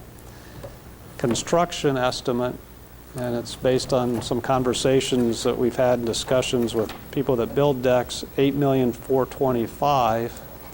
So a total project cost of $10 million for the third deck.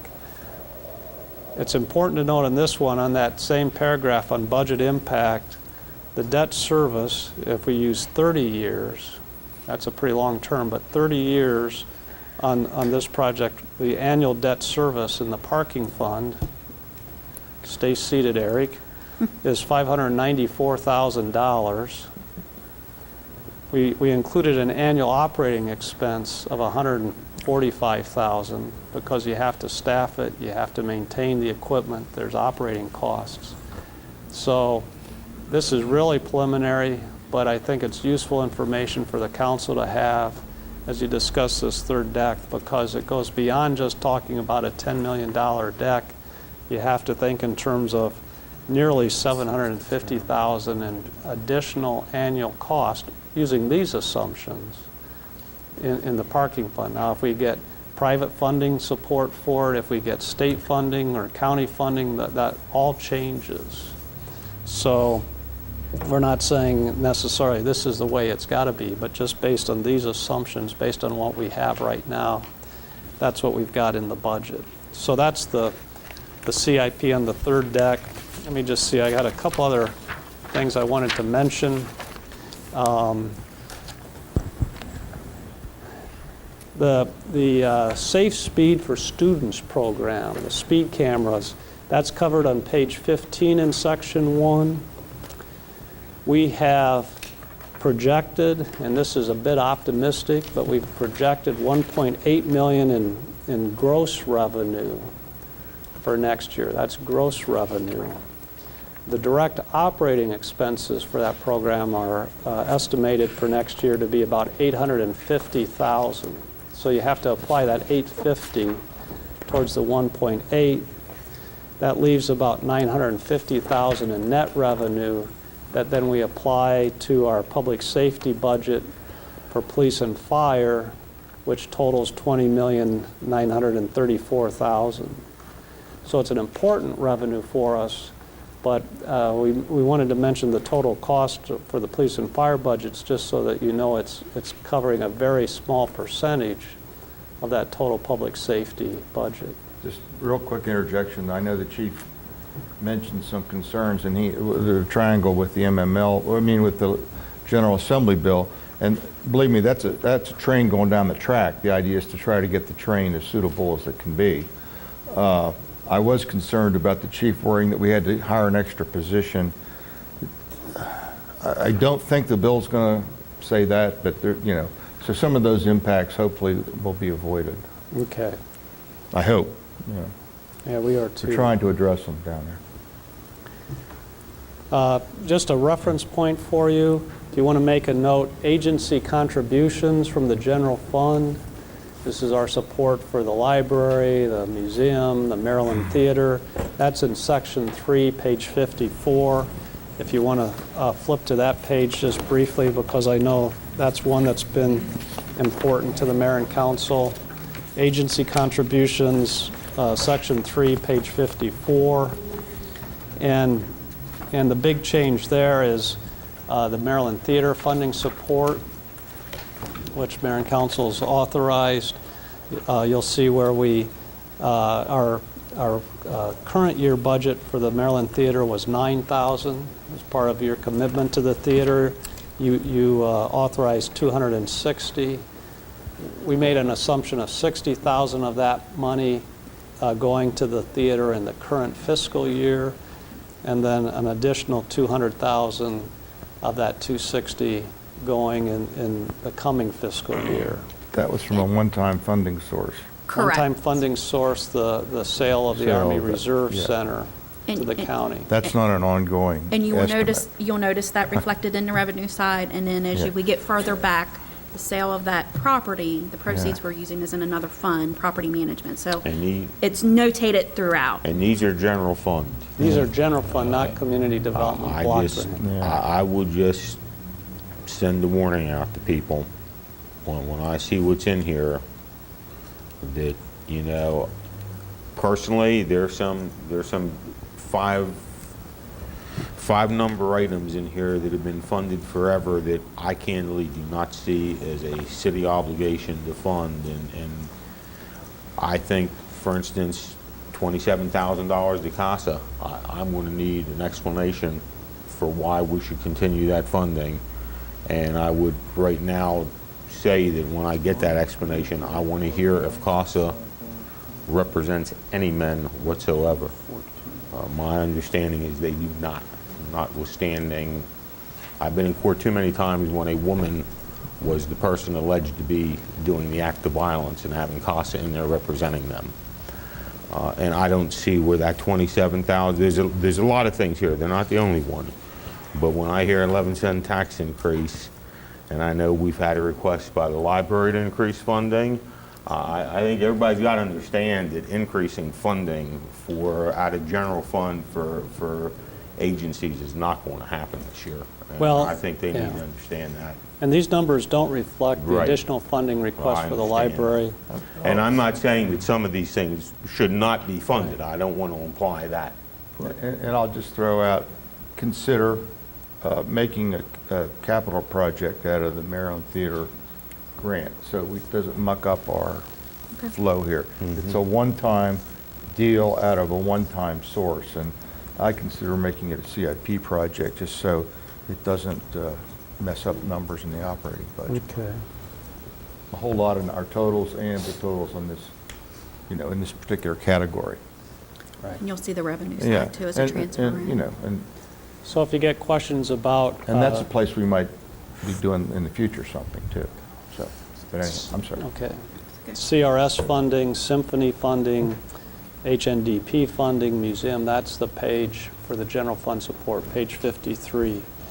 And then you're going to probably hear Michelle and I say this quite a bit, but just to briefly touch on the projections, and maybe that's a good place to start next week if we have a budget work session. Yeah.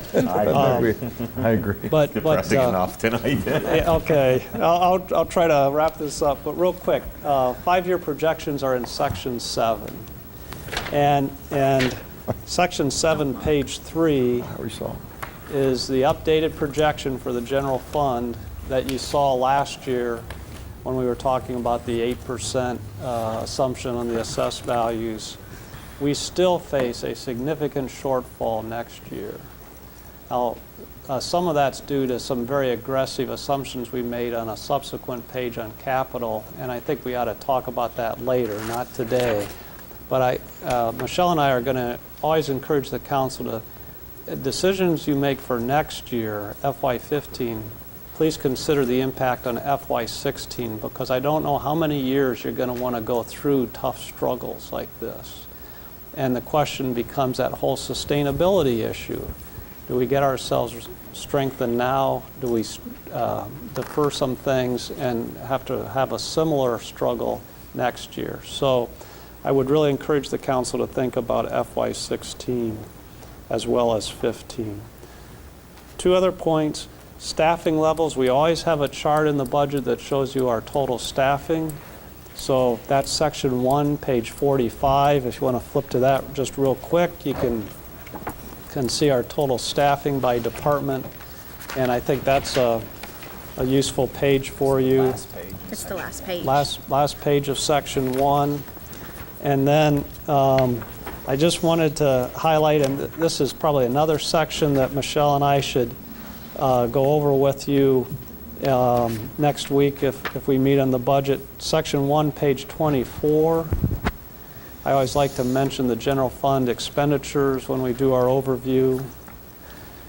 The total general fund expenditures as included in this proposed budget reflect a 5.6% increase.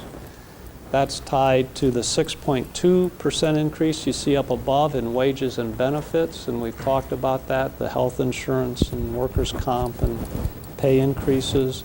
There's some fluctuations in other percentages here that we can explain to you next week as we go through them. Just as one example, the unallocated general expenses. You'll see a 31.8% increase, but that includes the $200,000 for the Maryland Theater. So we can offer some explanations like that on some of those percentage increases. But good for mayor and council to know that the general fund expenditures have gone up 5.6%. So we've got... Can I ask, on the staffing schedule, is that actually filled positions or funded positions? Well, it's 440 funded positions. Okay, and for instance, I look at the sworn police. That's not filled. Okay, you answered my question. It's what? It's not filled. They're not It's not necessarily filled positions. That's what I want to know. That's fine, and that answers the question. Yeah, and back in the message, I did have a paragraph on police staffing. Right. You might want to look at that in terms of the number of officers that have left this past 18 months, how many we've hired, how many current vacancies we have, because that's been an operational issue we've discussed several times, and so we acknowledge that there. So just in terms of schedule and process, and I know we threw a whole lot out at you. It's not hard to glaze over on this stuff, but would you want us to spend an hour next week at the work session talking about the projections and maybe a little bit more detail on those general fund expenditures and revenues? That would help me personally. Because I think we need to get into kind of the details of these numbers fairly quickly. Is that okay with mayor and council? Yeah. I mean, we can address... There'll be a quiz next week on everything that Bruce just covered tonight. Yeah, well, Okay, you're the first one to have to take it. That's right. Yeah. So, Bruce sit in for me. So I'm taking notes, it's all good. I think at your first budget meeting, which was in December of 12, Councilmember Munson said, "No one's going to accuse me of ever being a Santa Claus," and I think that's still holding true here. I wish it was a different scenario, Yeah. but that's the situation. So, Well, I appreciate your work on this, and as well as Michelle's, and I'm sure we'll be having more to say about it in the weeks to come. okay, thank you for your time. Thank you. Last item on our agenda for tonight is code enforcement priorities. I know that in the previous council especially, I think there were some directives given to staff to not enforce certain codes or to look the other way if there's a hole in the wall or if there's cabinets missing from kitchen doors and things like that. So staff have asked for clarity in terms of what the priorities of the council are for enforcement of code. It also came up in our discussion about how or if the city is abating certain code violations, especially as they impact neighborhoods. So I'm going to turn it over to the council. Who would like to go first? Or is everyone's their heads still spinning from the budget discussion? No, that we but need I to- don't understand what you expect us to do. Yeah, I think that I think maybe a good approach to assist with this, at least for me, I don't know about the rest of the council, is we have been presented a number of issues, one of which is the vacant structures. And I don't think that there is a concise understanding of this body on just the degree to which we provide that enforcement, whether, if it's occupied on one floor, does the building get, that same level of code enforcement? It doesn't matter if it's commercial or partly commercial and partly residential. And a good example was when staff presented these properties in the east section of Franklin Street, and we could go through and we could pick out the 8 or 9 properties that are vacant and that sit there in a continuing decline of various stages of vacancy. I mean, everybody can probably point out exactly where, I guess it's the East End, the old East End Tavern is, or the property you guys just bought, or the property over here that's now vacated. I guess what it is, 28 East Franklin. No differently than everybody can probably recite from memory the property that you pass on Locust that has the furring strips on the outside of the structure. I don't know if they're still there, but I think it was to be sided at one time. And I think it gets to what's that? South Locust? Yeah, South Locust. I think they did finish it. Or the two structures, frankly speaking, that are owned by the county, that are at the library entrance. And I say to folks all the time, when folks say to me, hey, why don't you clean up this property or clean up that property, or why don't you enforce these codes on that? And I look at them and say, if the level of expectation that we have for ourselves and properties that we own as governmental entities is reflected in just those two structures that are owned by the public bodies at the library entrance, if that's the level of expectation we have for private ownership, then why should we expect private ownership to, have any greater degree of code compliance, throughout our core? And I jotted a couple of things down. One is, folks often ask me about the timeliness of mitigation. I don't think there's a clear understanding of just how quickly, mowing happens or snow removal and things like that. In terms of, we certainly can sit there and read the code. Right. But I think folks assume that when you make the call, like I had a lady that called me about West Franklin Street, I think it was 112, and they got a bunch of junk in the backyard. It's like, okay, I got a hold of somebody finally, somebody came out and inspected, that stuff should be gone tomorrow. Mm-hmm. But it's not, because there's a notification process, there's posting All that has that to good happen. stuff. And I think we need to review, is it 10 days, is it 14 days, is it 30 Right. days? And do we address it with in-house staff? And if we do, is that delaying the process? Is it more efficient for us or effective for us to do it with outside contracted services so that it's done, exactly on that 10th day? So that, for me, I think is one issue, is that timeliness of mitigation of the issue. The other issue I had was the repeat of the offense. For me, and I said this before, in many other jurisdictions, every day that code violation exists is a new code violation. And I think that may speak to the issue of the timeliness in which property owners would address that code issue.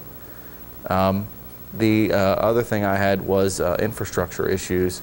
any number of neighborhoods, and I think this is a reflection of ourselves again, we can point out the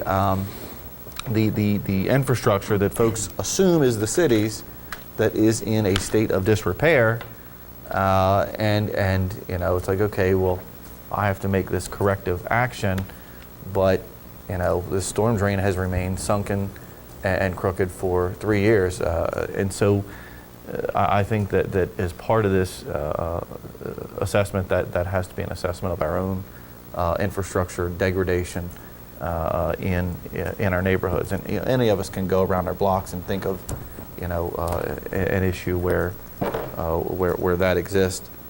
And the other is that I brought up last year when we sort of first started this discussion was this notice of violation.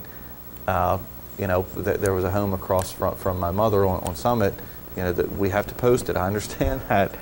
But after about the 10th notice and the 7th one blowing down the street off the door, it's pretty obvious that nobody's there. They're not getting the postings, and they are, being through the weather, duration, and those sort of become, part of the nuisance itself.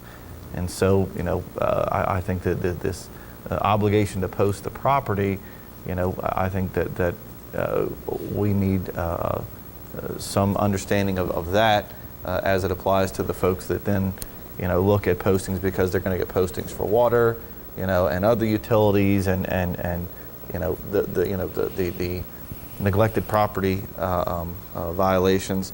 And then one of the other items that I had was, I don't know how many of you, happen to travel the alleys on a regular basis, but that's sort of, for me, that's sort of that sight unseen presence of, that rearscape, if you will, that I think is often forgotten in that process, but that folks that live within the neighborhoods, they see it, and they see it every day, and they walk it every day, and they say, man, the city sent this guy a notice saying, he couldn't have a person living in a rental, above this garage in an alley, and it's still occurring.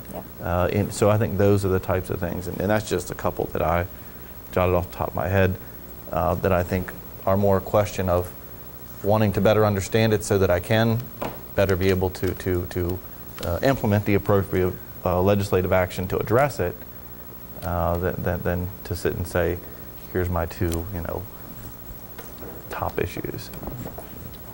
Don? Mayor, I think you made a good point when you talked about some of the specific items that residents are facing within their homes or apartments. It appears, as from what I am able to glean, that some rules were relaxed in the past, and these rules now are having a direct negative impact on the quality of life of the people who have to live in, quite frankly, trashy places.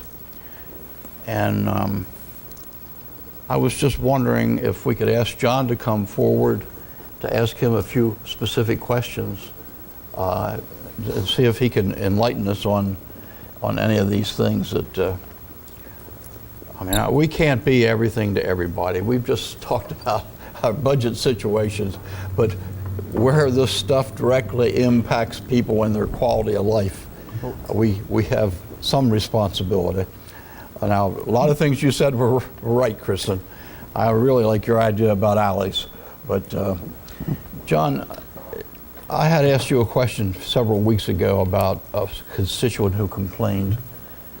And I think we had a brief discussion about some properties really do not have cabinets or doors on the cabinets, or they have holes in the walls and they get additional holes in the walls. And I don't understand why we put up with that. And I was just wondering if you can enlighten us as to your views on it.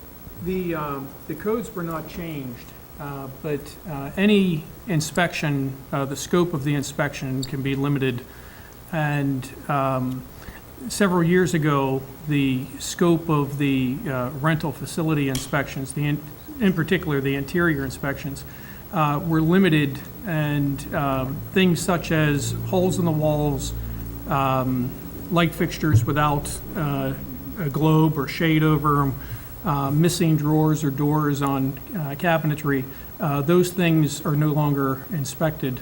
That's no longer within the scope of the inspection. And that, let's be clear on that, that was because the majority of the mayor and council at that time felt that our inspections were probably a little heavy-handed, The or? majority felt that, I would interpret the majority felt that the pendulum had swung too far. I think the prime example was having an inspection denied because there wasn't a strainer in the sink. And so the majority felt that it should be more safety-oriented than otherwise.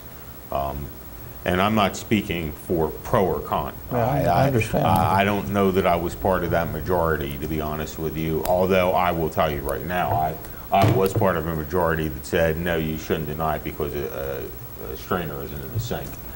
Having said that, yeah, I think there's got to be somewhere where this pendulum is in the right spot.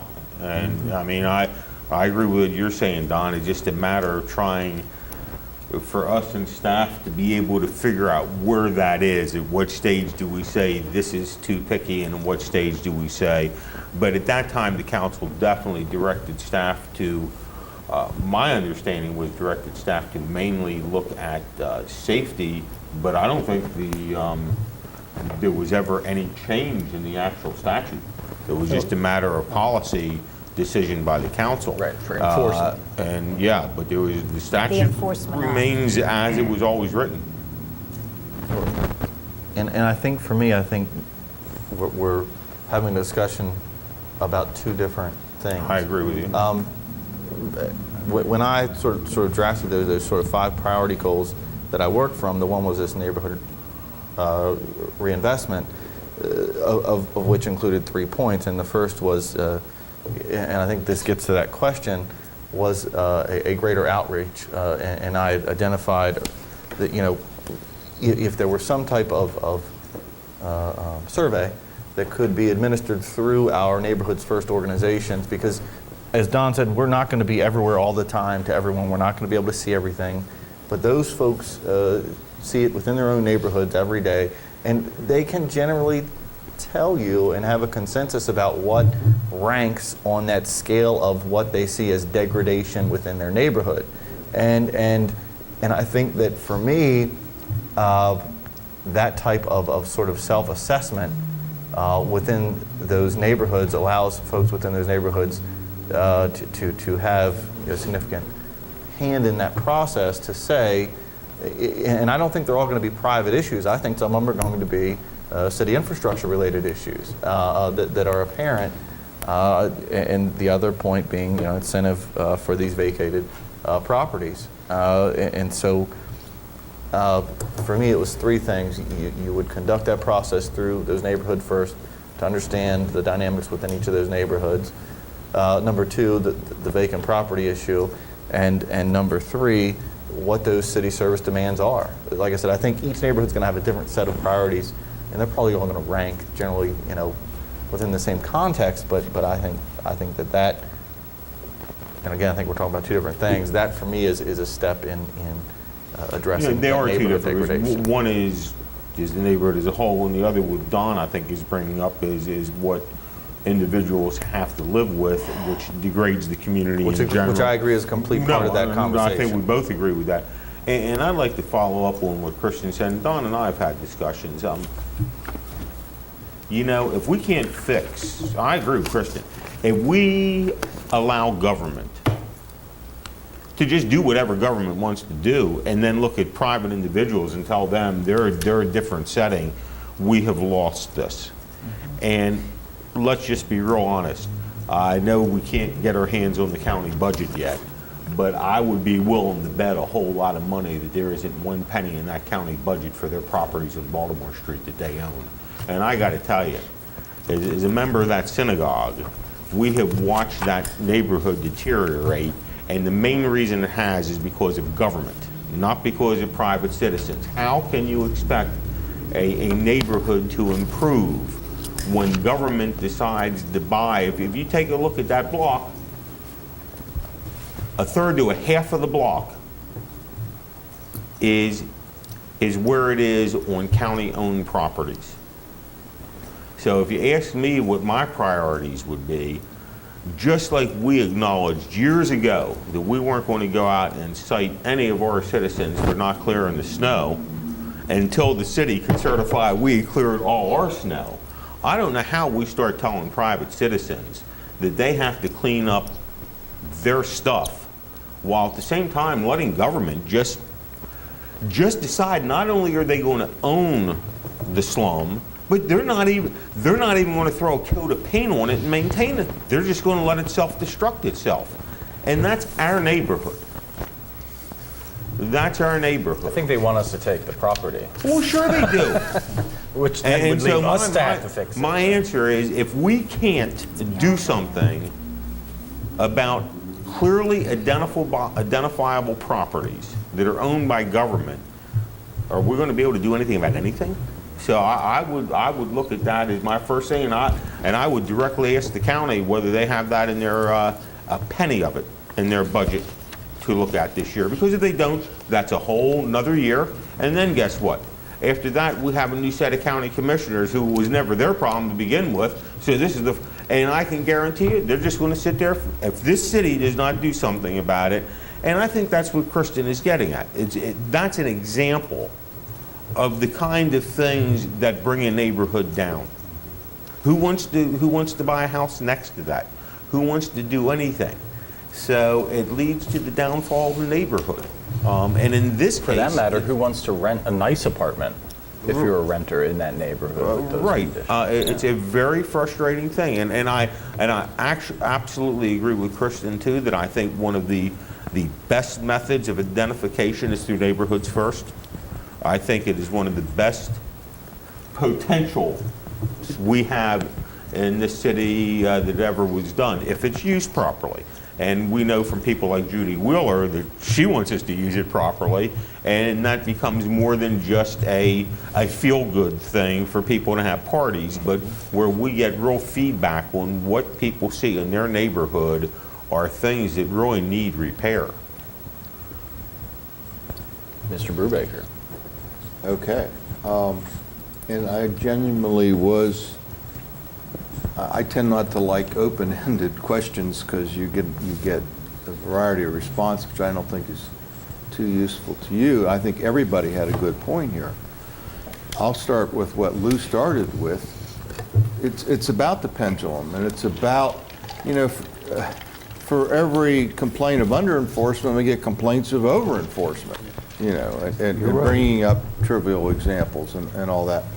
So John, when you say to what degree should we enforce, it's always, to me, and I don't want to use the word common sense, because one man's common sense is not another's. I found that out in a long life. But I guess I'm trying to frame the question a little bit better. Of what if you bring us a specific list of items to approve that you think aren't, that the last council took away, and again, I was the one that raised an issue to the landlords, are things going to improve if the majority of this council loosens them? And I made a challenge. They're all sitting in the back row. So I don't have any idea what happened. I have an idea what I know the answer, but did they not? I don't think it's going to be anecdotal, but on a broad basis, for us to say tighter or looser, that doesn't mean much, and I think it encourages disrespect for the ordinances. I guess I'm trying to find out what mission we have here at this work session. I don't know. Are you looking for us to give a degree, or are you looking for Marty, I put this on the agenda. Oh, okay, I'm sorry. Not because the staff had a specific request, but because it had come up in previous conversations so you wanted about. This was to be a talk-through issue. Right. There's no real. We're not aiming at a particular outcome, but I wanted to get a sense of Well, I the think- council no, I think for the Kristen benefit has- of staff. has brought this up a lot about trying to get some feel for what we want to do with the neighborhoods. And I think there are two different things. I think what Don is addressing is one thing, and what Kristen is addressing is the other. And I think they both need to be addressed. I don't mean to imply that at all. Well, the other issue was, how much do we want city staff to, especially in terms of spending money, to abate certain problems, especially when you have these, some of the properties that we were looking at that are definitely eyesores because they're not being maintained properly. Well, could I say something first to respond to? Don and then Kristen. I recently asked John to look into a problem in the south end of Hagerstown. It's a pretty bad problem. It's been going on for several years. I've had several complaints about it. And it turns out that the person with the problem has some health issues. I won't go beyond that. But John's staff went out there, saw what the problem was, talked to the individual, and realized that there was more than a problem of trash laying around in the backyard. There was a problem with the individual. Now, I thought that was pretty common sense. It would have been easy to go out there and just issue a summons or an order and say, do it. And perhaps the person, because of his or her mental state, couldn't have done it. But I thought that our guys did a really good job in discerning what the problem was, and I know they're in trying to work with a particular individual to remedy the problem. So, I mean, I think that there can be lots of opportunities to work with these situations in just that way. And I agree, and John's an example of somebody who's an ex-police officer, and we all try to pray that our police officers use common sense on things. Right. The other issue I think that fits in with this is we're talking the budget, is I think we have very limited staff. Yeah, well, that's a good part of the problem. And assuming that we're not going to turn that very limited staff into a much larger staff, and I think that's a fair assumption right now, then I think staff deserves to be told, listen, you guys have this big pie you want us to fix, but we only have staff to fix a third of it. And so you got to tell us what you want us to emphasize here, because we can't go out and do everything.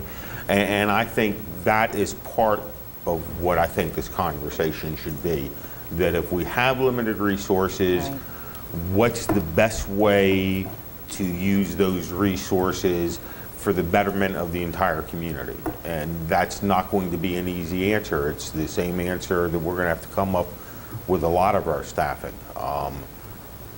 Some of them, as we found out with police, use a limit to how far you can let staff go down before you get into a position where it's unacceptable. So I think that's the other thing we need to do, and I think staff needs to tell us what their limitations are. Would it be helpful at a future work session to come in and explain exactly what we currently do, the percent of time that we spend on the different types of activities? I think it really would, because sometimes we're expecting staff to do things, and when we hear what they're doing, it's like, okay, that's why when we don't get this done. Right, and that's what I mean. I react better to. And I think that's right, and that's where I think a lot of this prioritization needs to come from, is because of that. And in knowing that, and thank you for addressing it, because I was going to do the same thing. I know how much we fought to have staff in place. And I know then, when I wasn't in place, a lot of staff went bye-bye when it came to the whole code enforcement, all right?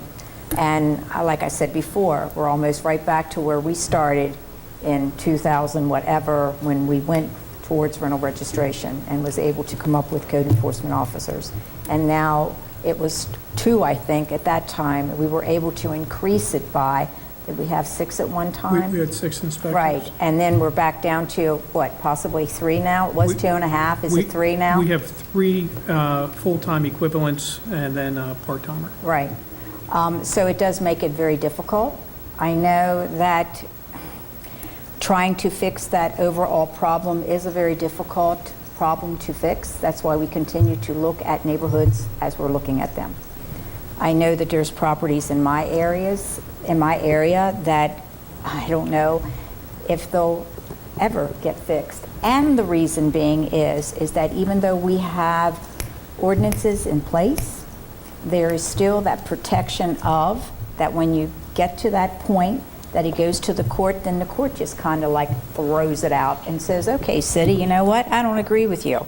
So, here we are, and we're looking at, and I know in my own neighborhood, it's horrible. And as much as one person felt that the front of my house was not satisfying to her and spreading it to others, it's very difficult to try to fix a situation when you don't have that enforcement that we had at one time.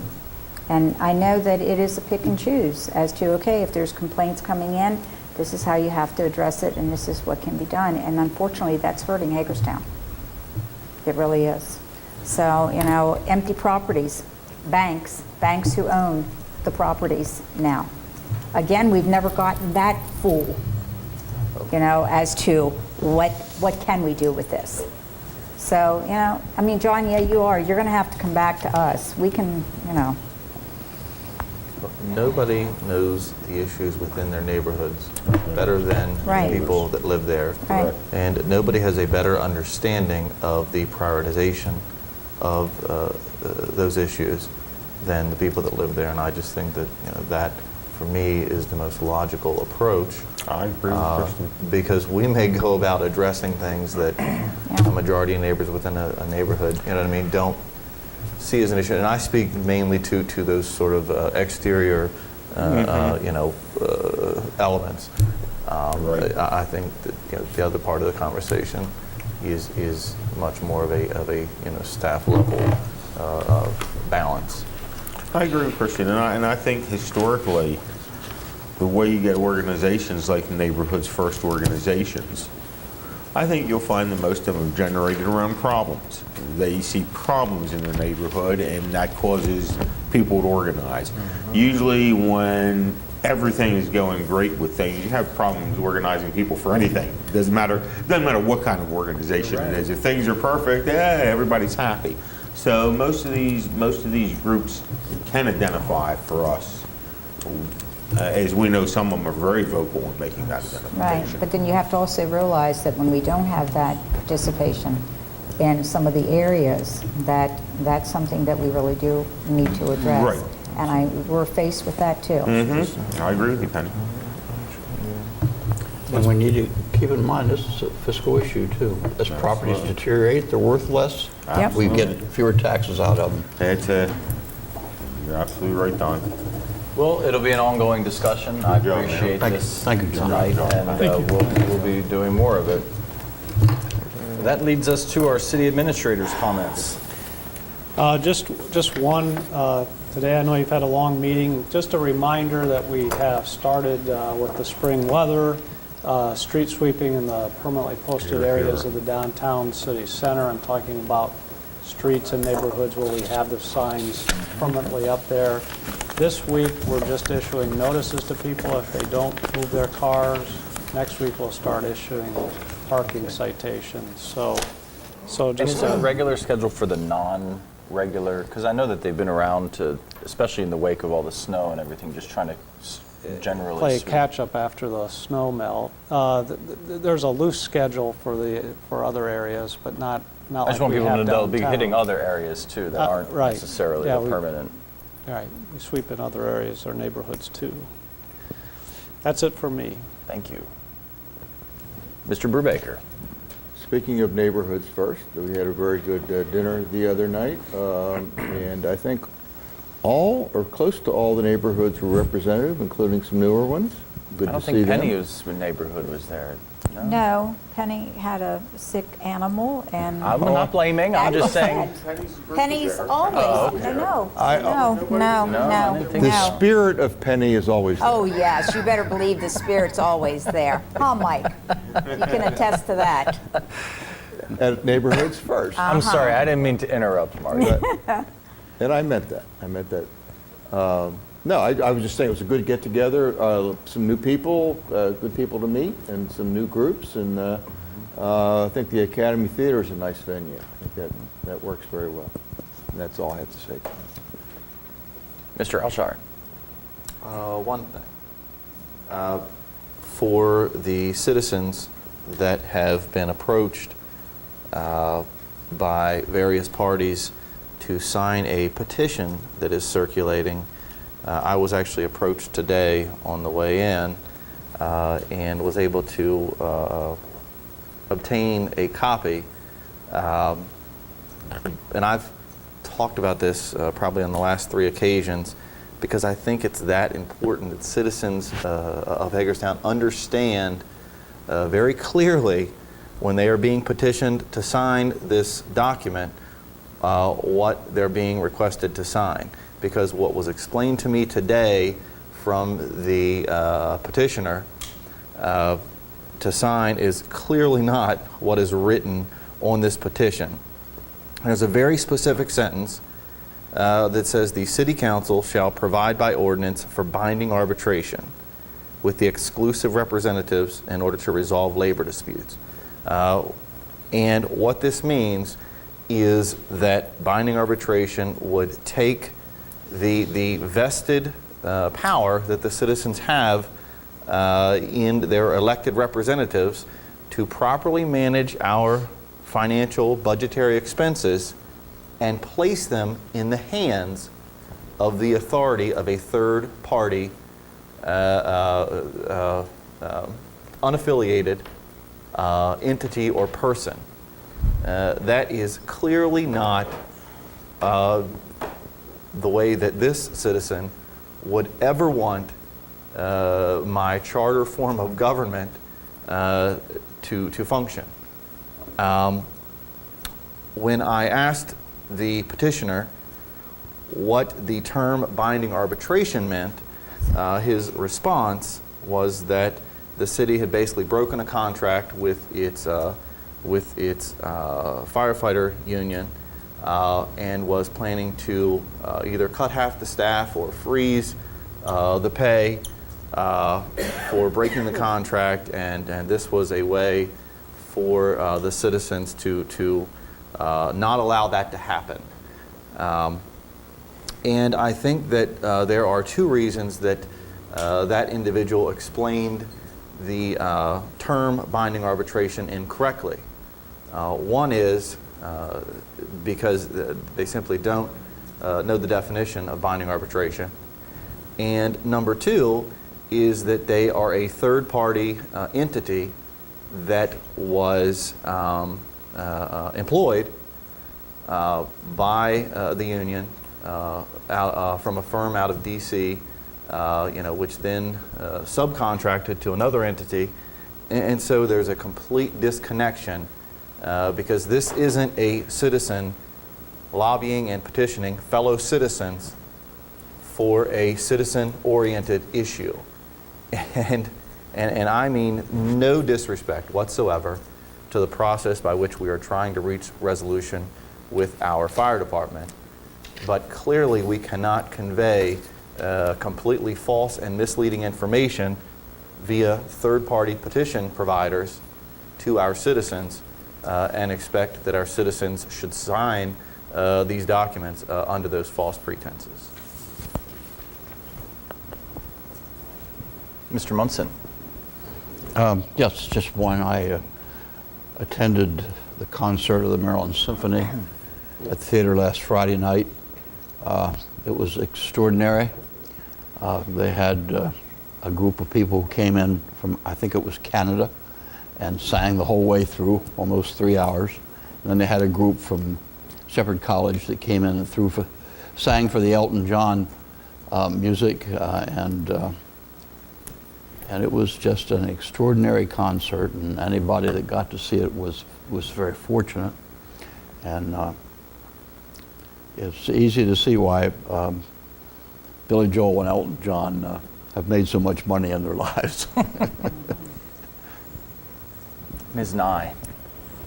Well, we have lost one of the retirees that worked here for the Hagerstown Fire Department. She was the administrative secretary, and her name was Carol Cougar. She was 81 years old, and I was asked to please pass that along.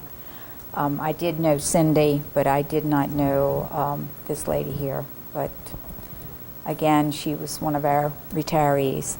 Also, and it really, I guess, you had good news, because all of mine just happens to be bleak tonight. There's going to be over 100 cutoffs this week with electricity. The average bill is around $800. 90 households today were cut off. 30 came in to pay on their electric bill. CAC is pledging 10 households a day to take care of those 10 bills. And that's hoping that money is still there. The city is now owed $216,616 in electric bills, and it's going to continue as far as the cutoffs. They're probably looking at maybe, I think it's 700, is that correct? Something like that, I believe. Yeah. So it certainly isn't good news for a lot of people. That's it. Mr. Metzner. On that depressing note. Thank you, Lou. Sorry. That's okay. I agree with Martin. The dinner was very nice. Neighborhoods First has a lot of very fine folk, and it, in a rather depressing economic time, it is nice to go and see our citizens who are vested in Hagerstown. And I'm glad to see you're feeling better, Mayor, and are back with us. Thank you so much, and thank you for filling in for me last week. It was much appreciated. I could not get out of bed. And it's nice to be among the land of the living once again. I want to remind everybody that next week, Urban Partners will be here to propose their 8 catalyst projects for our endorsement. And also want to remind folks we have no meeting on the 15th. So just make sure you're aware of that. Get your taxes done. Mayor, could I make one other comment? Yes, sir. I forgot about this, but Lou reminded me. Last Saturday night, the electricity went out for a great deal of the north end, west end, and the county. I think there were 51,000 people without electricity. The issue was with Potomac Edison, but it was an issue of they're supplying electricity to the city of Hagerstown, and our guys, our people, our electric department spent a great deal of time working, trying to work around it and make sure that electricity was provided to our residents, and they did a great job. The weather was god-awful, and it was cold and wet and windy, and they deserve a lot of credit for the wonderful job they did. Our people were able to get the electricity on in the city of Hagerstown much more rapidly than those in the county were able to get electricity back. Thank you. Indeed.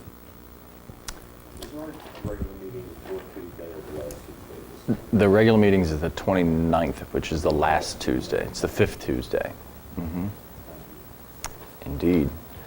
If no one else has any other comments, we will be adjourned. Thank you.